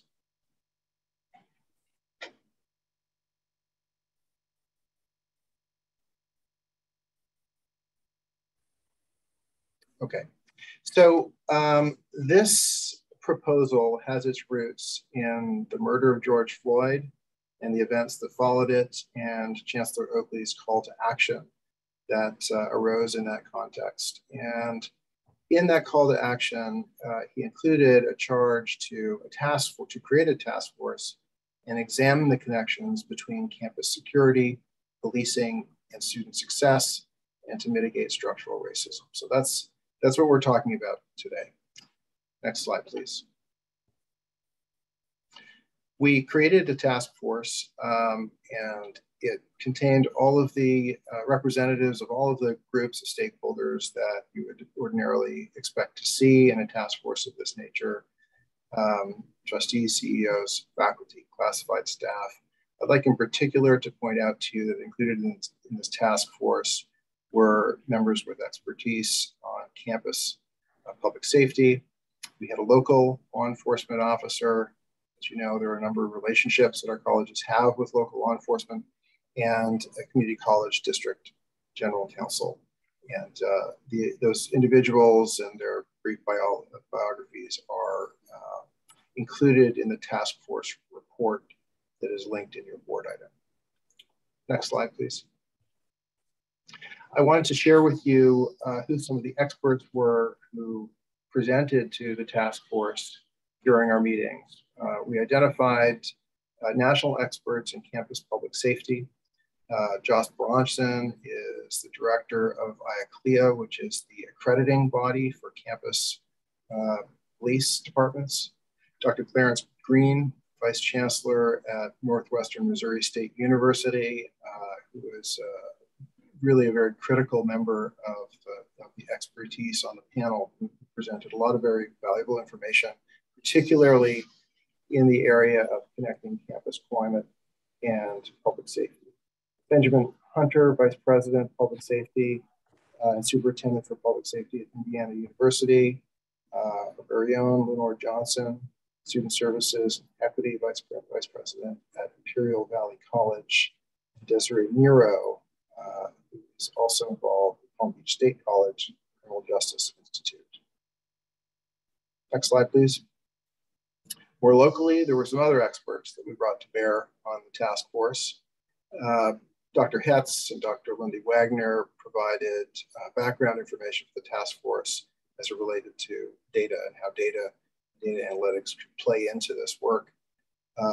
Vice Chancellor Feast and I provided information to the task force regarding unique to the California community colleges in terms of climate policy and governance. Next slide. So when we had a series of 4 task force meetings, and these were really the major themes that we were focused upon. And governance structures, and in particular connecting governance to accountability, was a major theme throughout these meetings.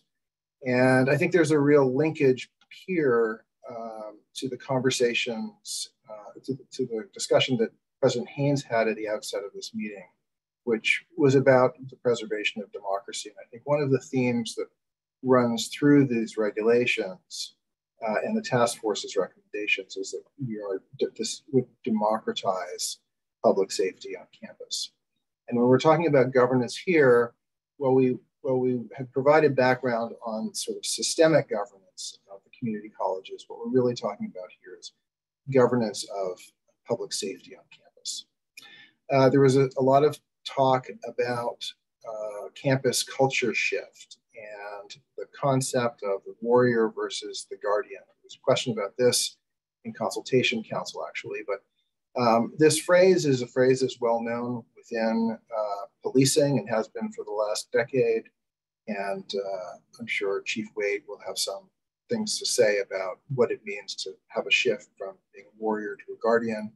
It's not just a pretty phrase that we made up along the way. We also wanted to make a connection between campus policing and student success. That was a focus of our meetings. We wanted to increase accountability and make sure that there was transparency about policing and police interactions on campus, and that police were engaged in community oversight. And then accreditation and standard setting was also an important topic of conversation in these task force meetings, as well was increasing diversity within the police force, which is well recognized as an important aspect of where we should be heading. Next slide, please. So out of the task force came recommendations that hit these 6 major themes. We want to connect campus climate to public safety, and there are ways to do that. Ensure that campus police have a commitment, shared commitment to DEI, as the community colleges do. We want to require community and evidence-based policing. So these are, community policing is probably a phrase that many of you are already familiar with. Evidence-based policing is sort of an emerging practice within law enforcement that is heavily reliant upon data and the development of and a cycle of improvement in policing practices. I think that the community colleges, because of the diversity of their campuses, the large student body, potential for large numbers of interactions between campus police and students, there's a real opportunity for us to be contributing in a meaningful way to the development of an evidence-based policing. In particular, given that the legislature has recently charged the Chancellor's Office with creating a degree in modern policing. So there are some feedback opportunities I think we should be taking full advantage of, and the regulations would contribute to that. And then the last task force recommendation is about the role for the Chancellor's Office in implementing and making sure these regulations achieve what they're intended to achieve. We'll talk about that in a moment too. Okay, next slide, please. So turning to the regulations, I'd just like to focus on a few of the highlights in the regulations. And of course, we'll take questions later. You might have noticed that early in the policing sections of the regulations, there is a reference to the statement of purpose. And this was in recognition of the fact that the Board of Governors has not previously regulated in the area of campus policing. So this is a new thing.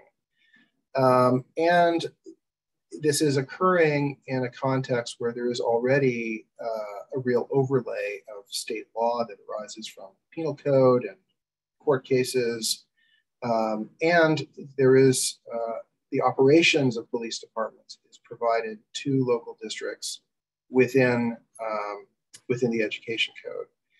But the purpose of these regulations is to exercise the Board of Governors' authority over student success. And there are referenced in that opening section a number of provisions in the state constitution and the education code that really establish that students are entitled to a safe, secure, peaceful campus environment, and connect that to access to education. So I think there's the authority for the board to regulate in this area, albeit a new one, is clear. Another aspect of the regulations is a public safety compact. This was a theme of the working group, surrounding having a clear written statement of stakeholders' expectations of one another in the context of campus public safety. So that's something that we would be expecting community college districts to adopt in concert with all of the campus stakeholders. Another theme of these regulations for you to keep in mind is that we did try to be very cognizant of the board's role in setting policy and the district's role in implementing policy, and sort of not intruding too much into the operational functions of the district. So you'll see that a lot of the regulations are drafted in terms of things that we expect the local boards of trustees to adopt policies in concert with stakeholders. So we're in many instances, we are not directing a specific policy, but we are directing consideration of policy areas in connection with stakeholders and adopting solutions that are appropriate for local campuses. As part of that, the Stakeholder Advisory Committee is required in the regulations. That's a critical component of this community policing approach, and making sure that DEI is part of campus policing.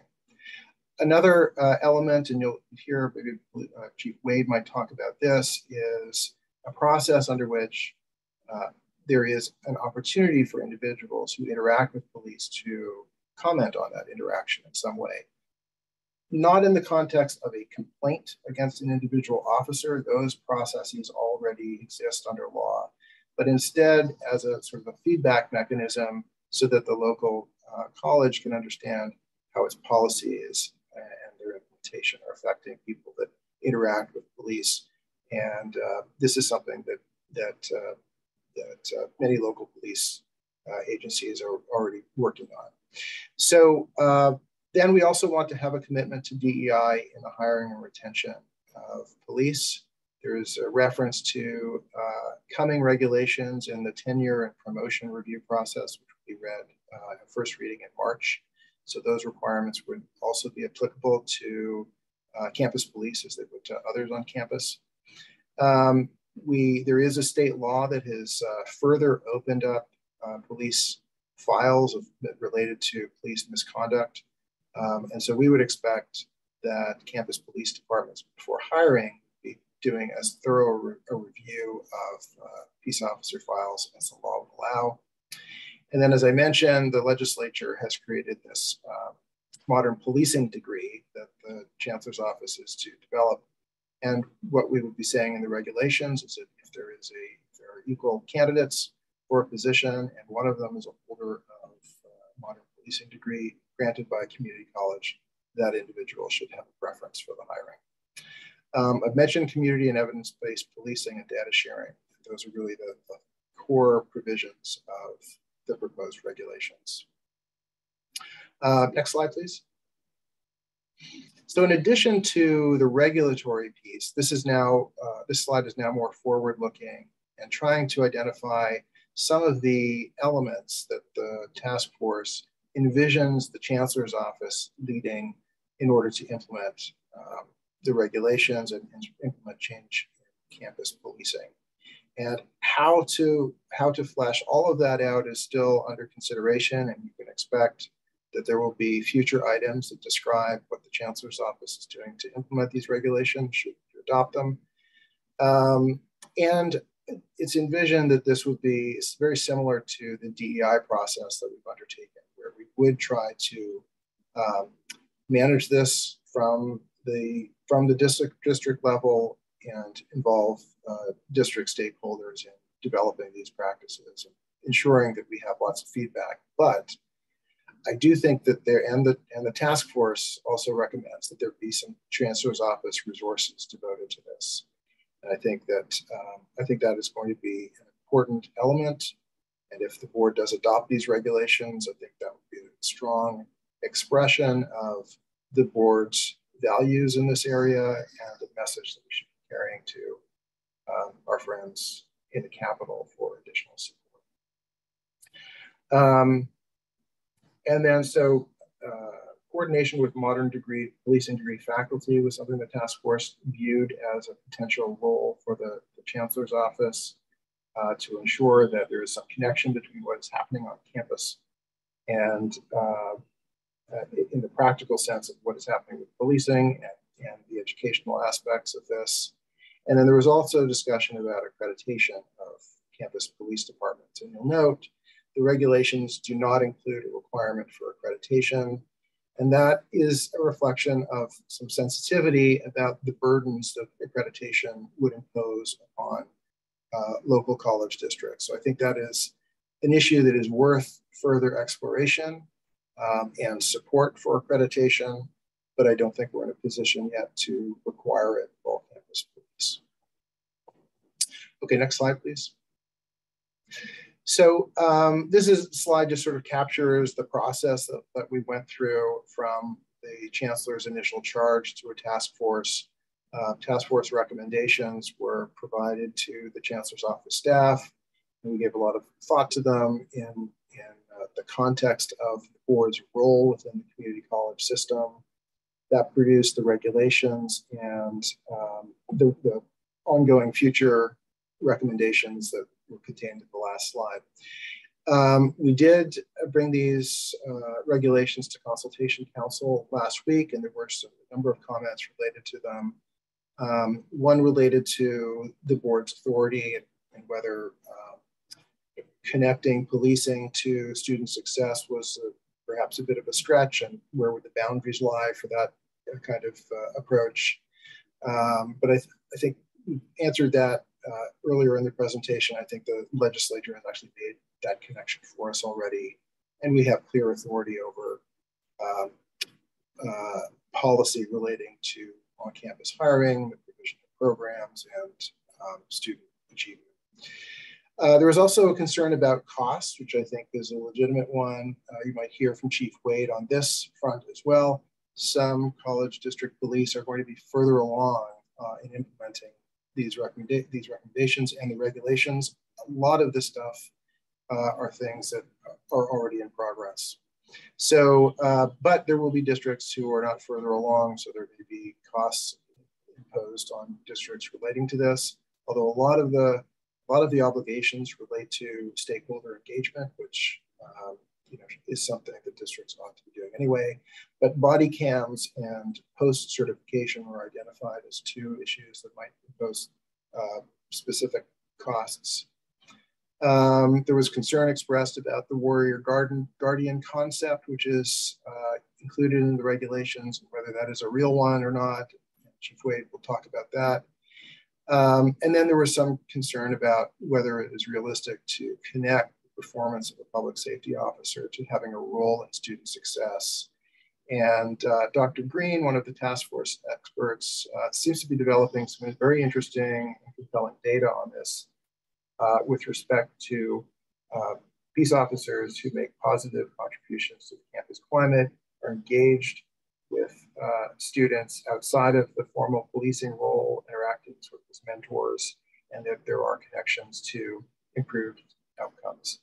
And then the last significant concern, I think, related to collective bargaining. I think it is true that there are aspects of the regulations that will require collective bargaining. Of course, it's not uncommon for statewide policy to be reflected during the negotiation process, and the role of collective bargaining is to figure out how to operationalize state policy. So nothing new there. Okay, so that was the consultation process. Go to the next slide. I also wanted to share with you the extent to which the legislature has been engaged in this area over the last couple of years. I've mentioned that the board's regulations are kind of an overlay over all of the existing state laws and court cases that govern policing. But I think it's worth highlighting the legislature's focus on this. So there are bills that have been passed in 2020 and 2021 that prevent police departments from wearing military-style uniforms. So again, that's a theme that strikes at the heart of this warrior-guardian relationship. Chokeholds have been banned. The Attorney General's office is to review all deadly force policies for all police agencies. It requires police officers to report on and intercede in incidents of potential excessive use of force. There are also regulations governing the use of projectiles and chemical agents. And the Peace Officer Standards and Training Commission is obligated to update its training with respect to hate crimes and require peace officers to take it every 6 years. And then AB 89, which also requires the Chancellor's Office to develop a modern policing degree, which I referenced earlier, also requires that for post-certified agencies, police officers need to be at least 21 years of age. Next slide, please. And there's more. The legislature has also established a pilot program for community-based responses to decrease reliance on law enforcement type responses. So this is a theme that would be the subject of discussion at local districts with the stakeholder advisory committees. Who ought to be responding to calls on campus? Does it always need to be a police officer, or are there mental health experts or others who would be more appropriate under the circumstances? So that kind of discussion is something we would expect to happen. Peace officers or police agencies have been restrained in the purchase of military equipment. This is a really interesting one. This bill requires the governing body of any police agency to review the purchase of any police equipment. So we've heard about things like armored vehicles being purchased by university campus.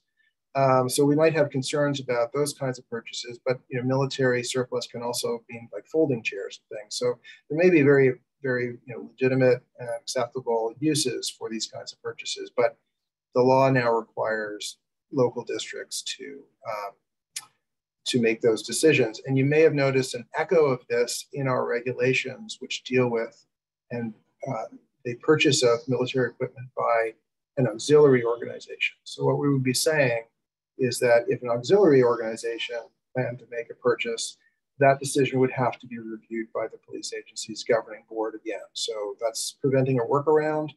And that came up because of press accounts of police auxiliary organizations making these purchases. So that's a real thing.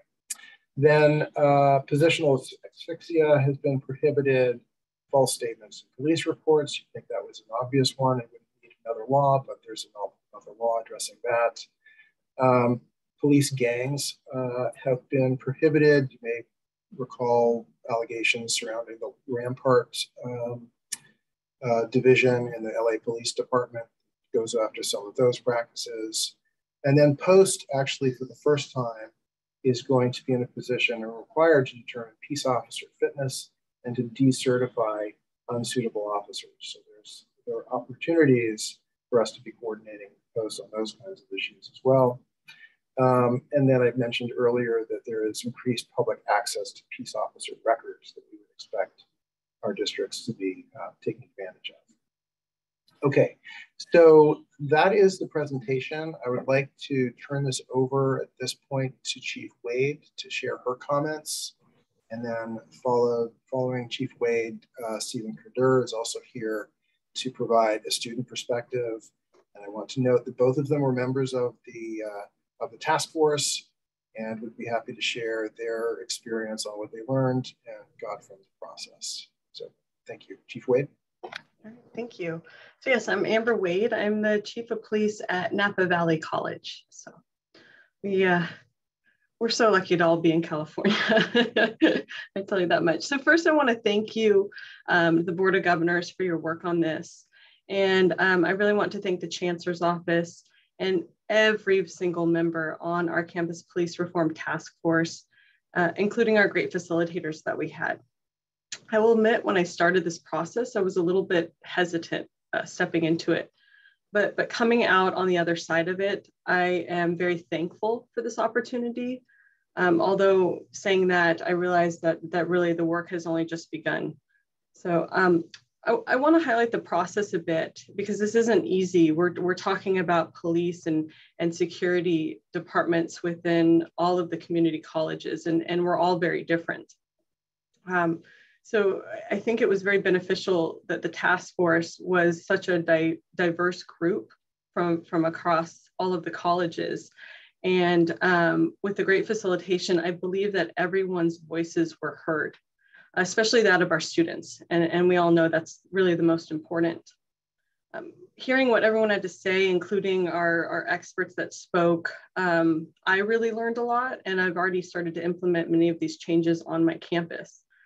I wish that all of the community college police chiefs had a chance to be on this task force, and things like this don't come along every day. So my job on this task force, I would say, was threefold. First, I needed to listen and learn. Second, I really tried to provide input based on my experiences policing on a college campus. And third, I needed to add input on if I believe these things are doable moving forward.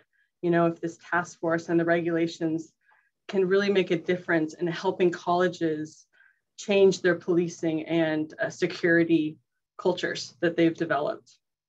So I want to highlight a few things within the regulations that I would say are kind of near and dear to my role. The first being community policing. This is not a term that's new. It's been along quite a while. And in fact, I believe the first I heard of it when I was back in college, and I actually had a class that was titled Community Policing. Taking it, I had some time to stop and think, why is there a class that is called community policing? This is what policing should be. This is what policing is. And really what community policing is becoming a part of the community that you serve. And this is key in a community college environment. Knowing the people within your community allows you to understand their needs. It is often difficult to build trust, but it's necessary to have those good partnerships, and it's essential for creating a safe learning environment. So I really think this is something that most colleges should already be doing, and it's something that we all need to continue to improve upon. This leads me into the guardian mentality. You've already heard it mentioned, the guardian versus warrior. And this is a common term used within law enforcement. And it's a great way to really look at community policing on a college campus.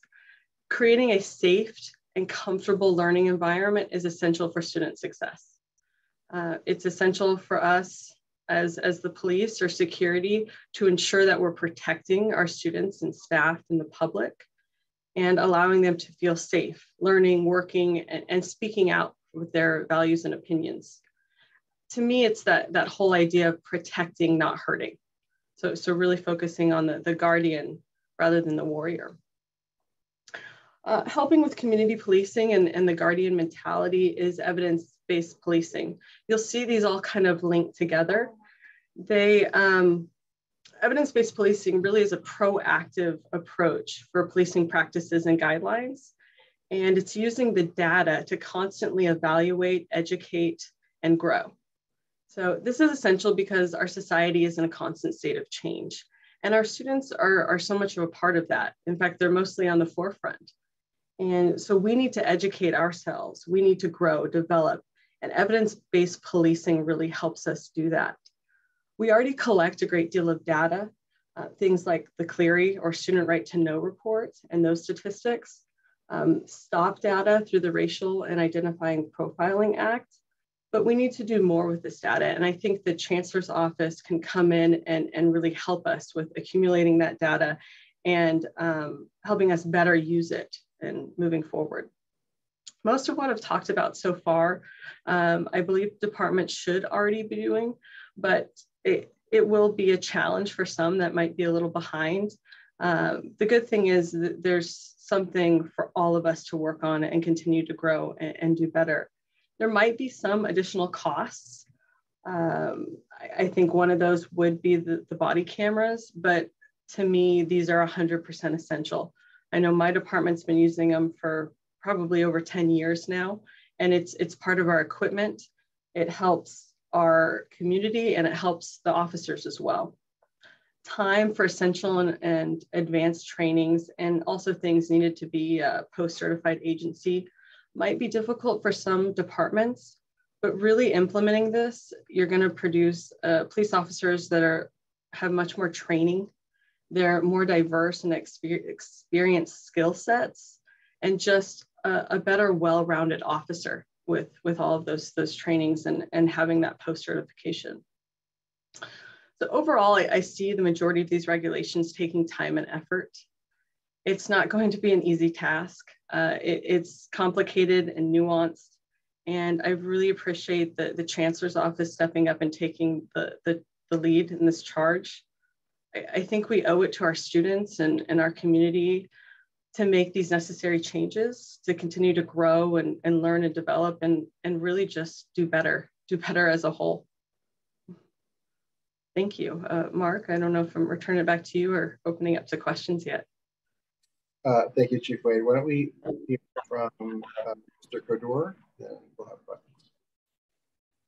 Yes, thank you, Mr. LaForcier and Chief Wade. Good afternoon, President Haynes, Vice President Costa, student members Tarasova and Elizondo. I want to call you out. Way to go, our student leaders.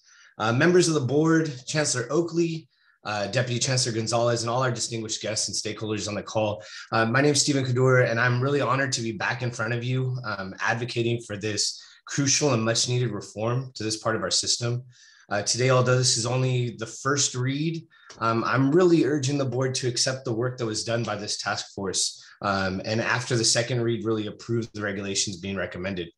The task force met over the last couple months, really with a diverse array of stakeholders and experts in the field. We convened on 4 separate occasions to discuss actions really that are necessary to improve student success through police reform, responding to the current events and the call to action by the Chancellor. To me, this is our rollout of the steps that are necessary to answer that call. This is just the beginning of change. As with all regulations that we've had in the past, they'll need to be continually developed, but these regulations were drafted off of, informed decisions that were made by discussions within the task force. One thing I do want to note is, I've been a part of many task forces and committees over my term here in the community college system, both statewide and locally. And what was different about this task force was the keen attention to the student perspective. There was a meeting, our second meeting, that was centered solely on our students and what we thought was necessary to make sure that we were maximizing student success and student safety. Personally, I have had numerous run-ins with officers throughout my years.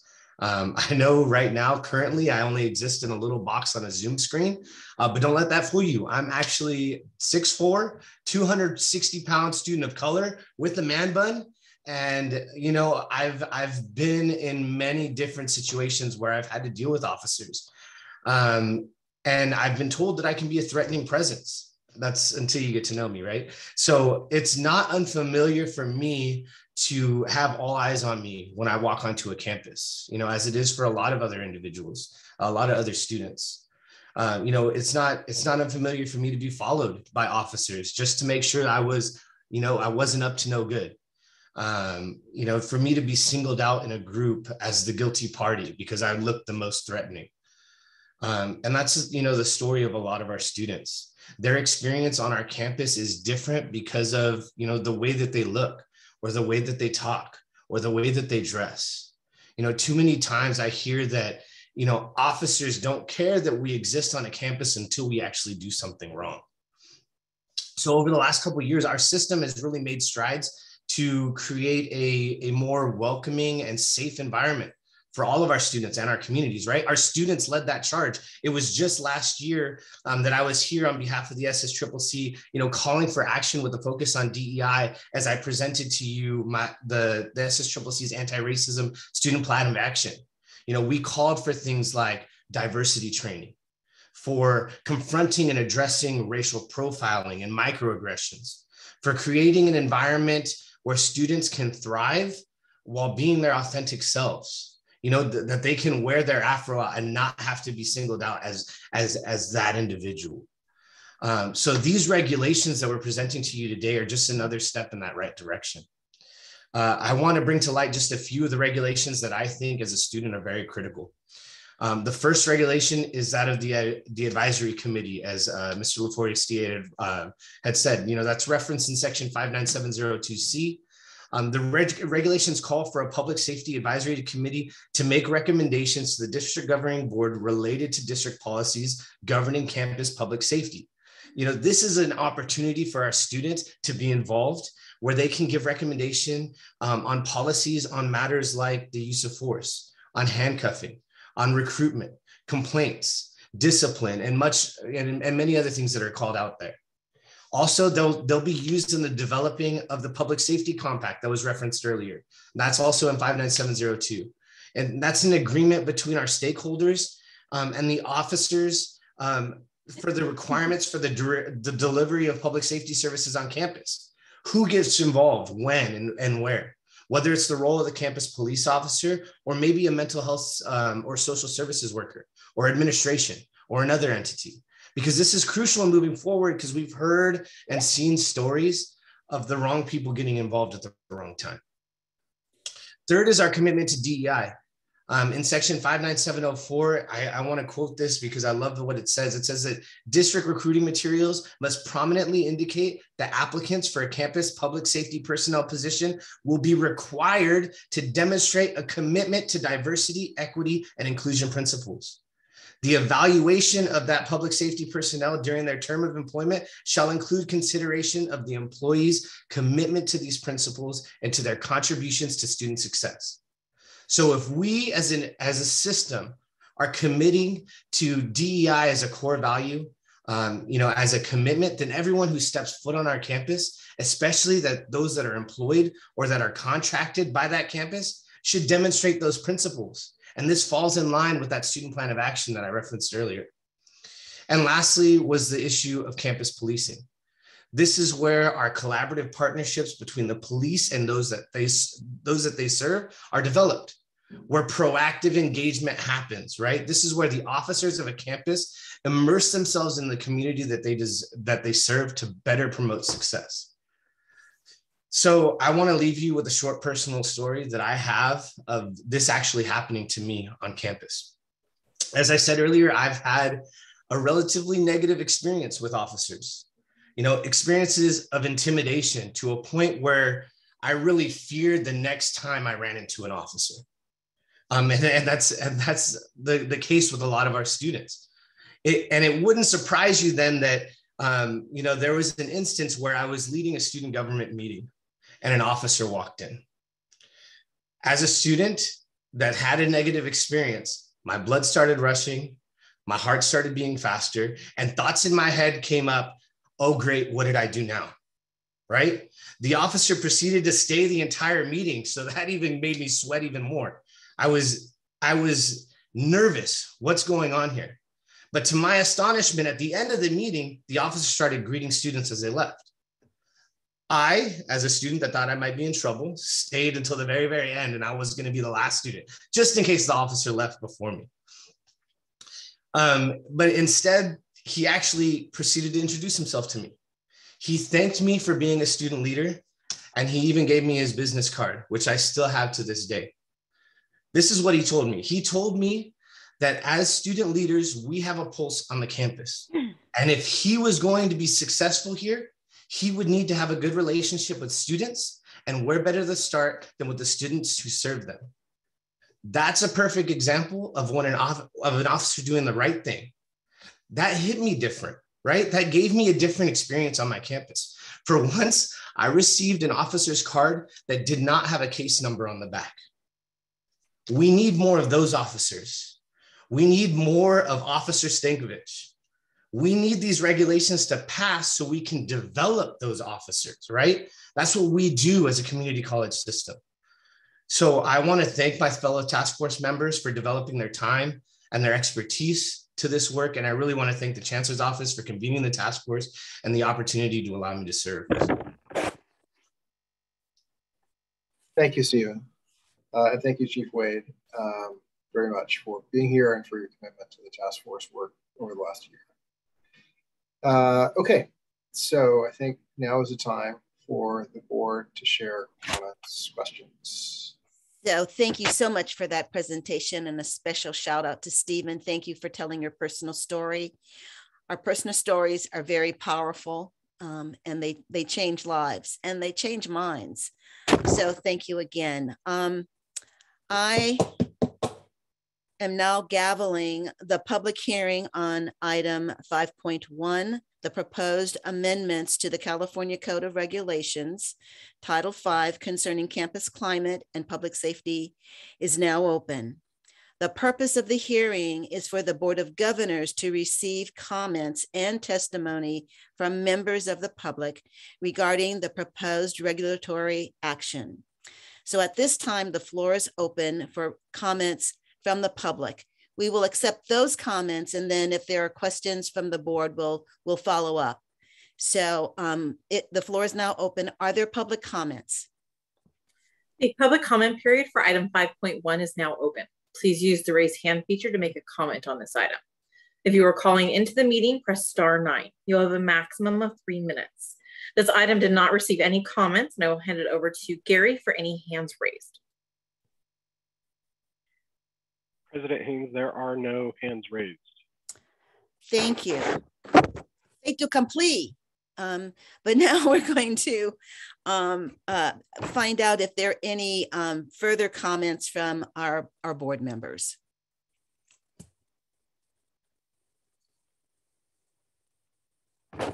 Okay, I'm going to start with our Vice President. Vice President Acosta, and we're going to go through, I think we have about 4 or 5 hands raised. Yeah, thank you, President Haynes. So thank you to the task force. I think all of the recommendations are really, really great. And I think, I know it was a lot of hard work. My issue is like a tiny one, but it has to do with the enforcement provisions and just kind of tethering this back to our earlier conversation on local DEI plans. I've had some time to reflect on it, and it kind of goes to my earlier comments about whether we're compliance driven or we're providing technical expertise. And, you know, really at the end of the day, I would find it very difficult to believe that if a district were not to be in compliance with this, that our answer would be to withhold funding, because ultimately in education, that impacts students who had nothing to do with whether or not a district was compliant with this or not. And so for me, it's just kind of a philosophical thing. And early on in my career, somebody told me, don't legislate to the lowest common denominator. And, you know, that's kind of what this is. And we don't know that the districts won't comply. And I think the last time this issue of minimum conditions came up, we were told, I think, Mark, by you that, or maybe somebody with the Office of General Counsel, I can't remember, that we've never exercised this before, or at least in the last 10 years. And, you know, I'm always going to kind of side on the side of the districts, you know, in that regard. So anyway, that's just my little comment. I don't see there being responses to that. So I'm going to move on to Member Rawlings.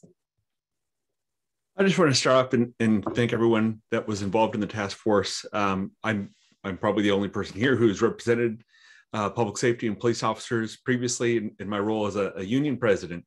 And as I was president in my last 2 terms, we had converted from a just pure public safety observe and report to a more proactive police department in order to kind of expedite some cases that couldn't wait for local law enforcement to arrive on scene.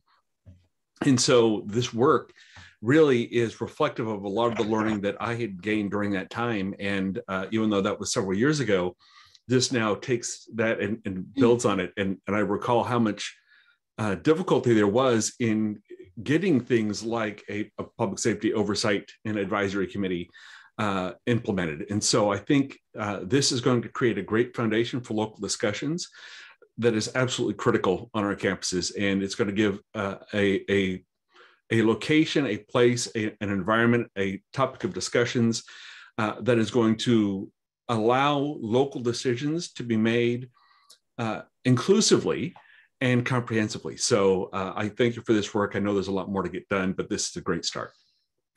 Thank you. Board Member Hall and then Board Member Elizondo. Yeah, this question might be posed directly to Mark and to the Chancellor. Mark, if I understood you, you said, is this something new that the Chancellor's office would be taking on? And if yes, what will the Chancellor's office have to do? And correspondingly, what will we have to do with this new oversight? And to the Chancellor, is this an extra burden that the Chancellor's office can take on when we hear oftentimes that the office is understaffed? So if it's not been handled through the Chancellor's office up to this point, is it something that we can competently do? And I guess that's part of my question. I also want to thank Stephen for his comment, because I was wondering about the experience of a student on campus as well. I didn't see it when I was at community colleges. I didn't even see that many people on campus. So thanks for your comments, Stephen.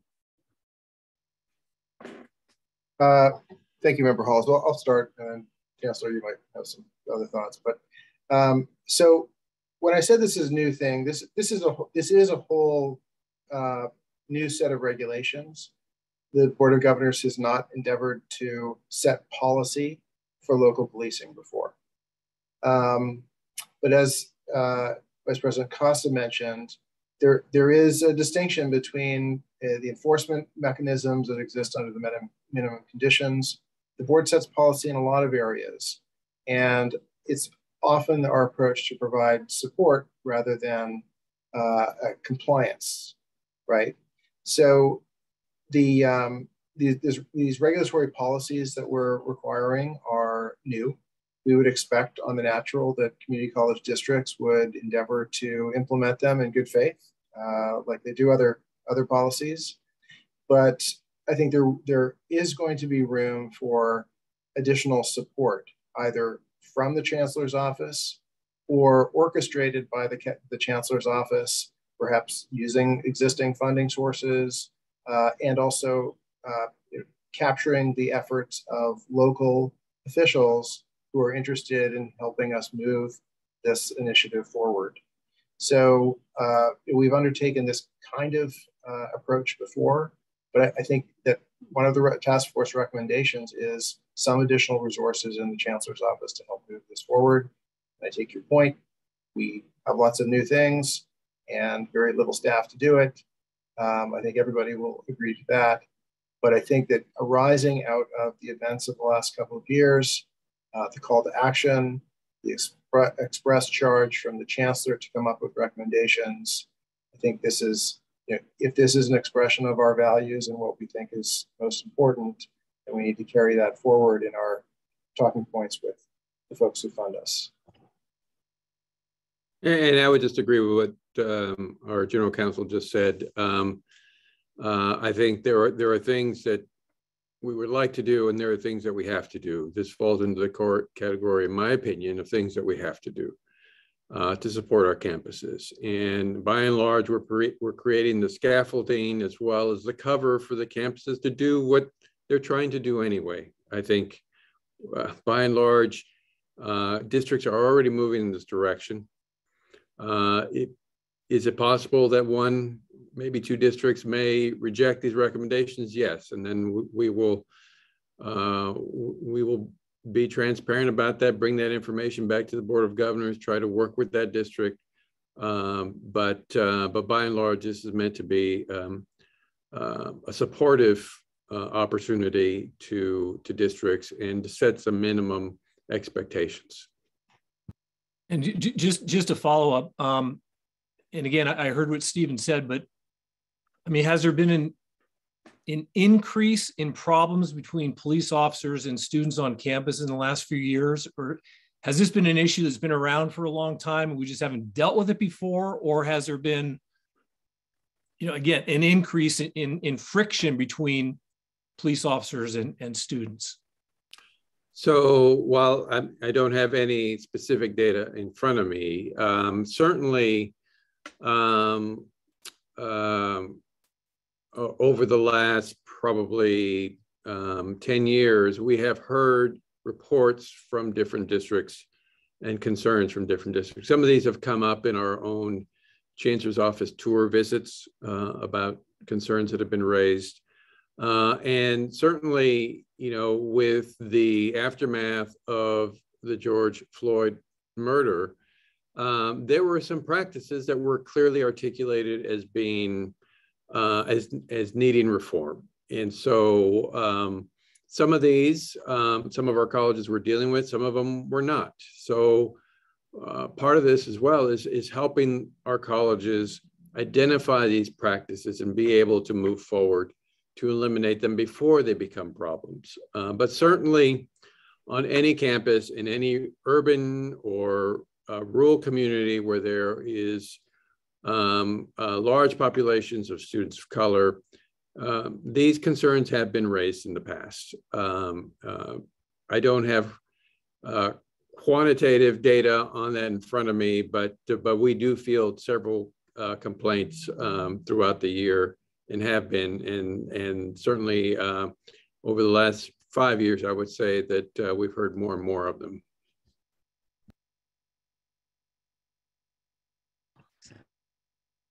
Thank you. Member Elizondo. Good afternoon now. I wanted to, well, first thank you for these revisions and regulations. I think they're really important for our colleges and for student safety on campus. And thank you, Stephen, for sharing your experience. I think it's important hearing how students are impacted by police presence on campuses. So I did have a question about section 59703 that talks about the campus police departments and any local law enforcement agencies must participate in commission programs. I understand that we're going to be looking at this in good faith for the districts to be implementing some of these policies, but my concern is that districts that are only operating with local law enforcement agencies, they have no control over whether or not those agencies will want to participate in commission programs. And what happens in the instance that those local law enforcement agencies say they're not going to do this? Are the districts still able to work with them? My concern is that a district that doesn't have a campus police department that's only doing local law enforcement agency work would then be left without any security because they're not working with that agency who's unwilling to do these commission programs. So that's a great question. I think we can work through some of those issues as they arise. But as a general matter, the way for a community college district to exercise some control over the local police agencies that they contract with is through the MOU. And so this topic came up quite expressly in terms of whether community colleges have any authority over the officers who are assigned to work on campus. And the typical response from the local contracting agency was, you will take whichever officers we assign, and that is not your business because we're the chief of police.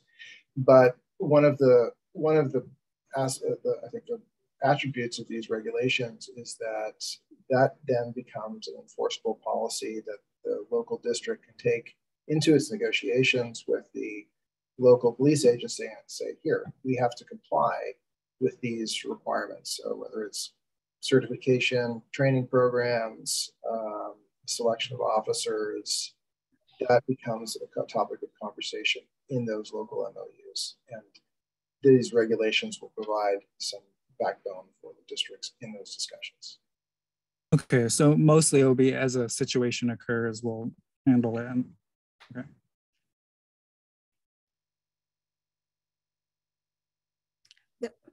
That was a question to you, Mark. Oh, sorry, I didn't give maybe a verbal response. Yes, was the answer, sorry. Thank you.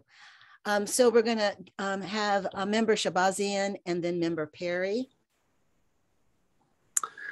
Thank you. My comment is mostly about a specific sentence that's in the regulation changes, but first wanted to thank the task force for some excellent recommendations, and I look forward to those being implemented.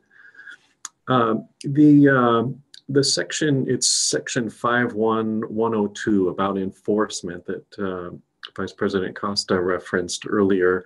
And in particular, it's item 6 that could potentially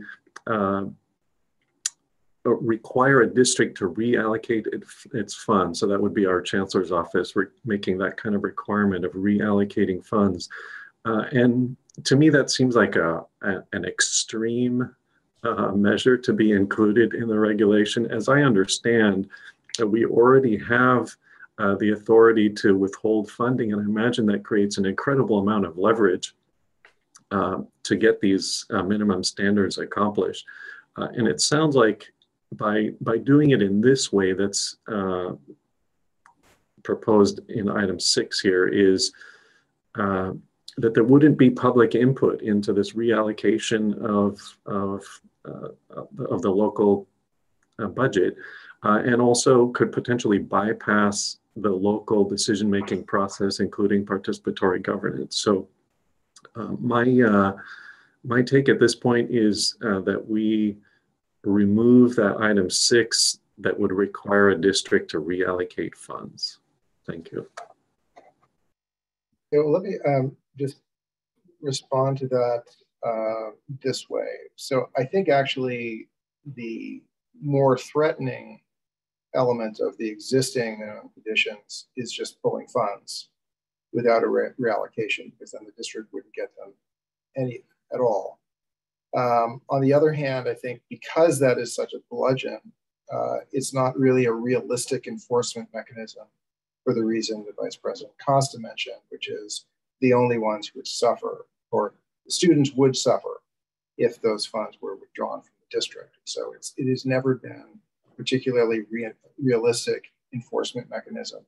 So what we're trying to do in 6 was to be a little bit more nuanced in how the chancellor would respond in the hopefully unlikely event that we have gone through all of the other alternatives, including the new provision that we've added, which is that the chancellor should provide recommendations to achieve compliance with district. So we are envisioning a stepped process before we would get to that reallocation.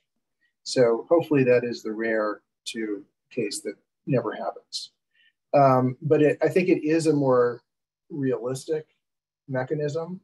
And I think the chancellor would have authority with respect to state funds. Might be a closer question. I'm not going to say one way or the other today. Might be a closer question on local funds.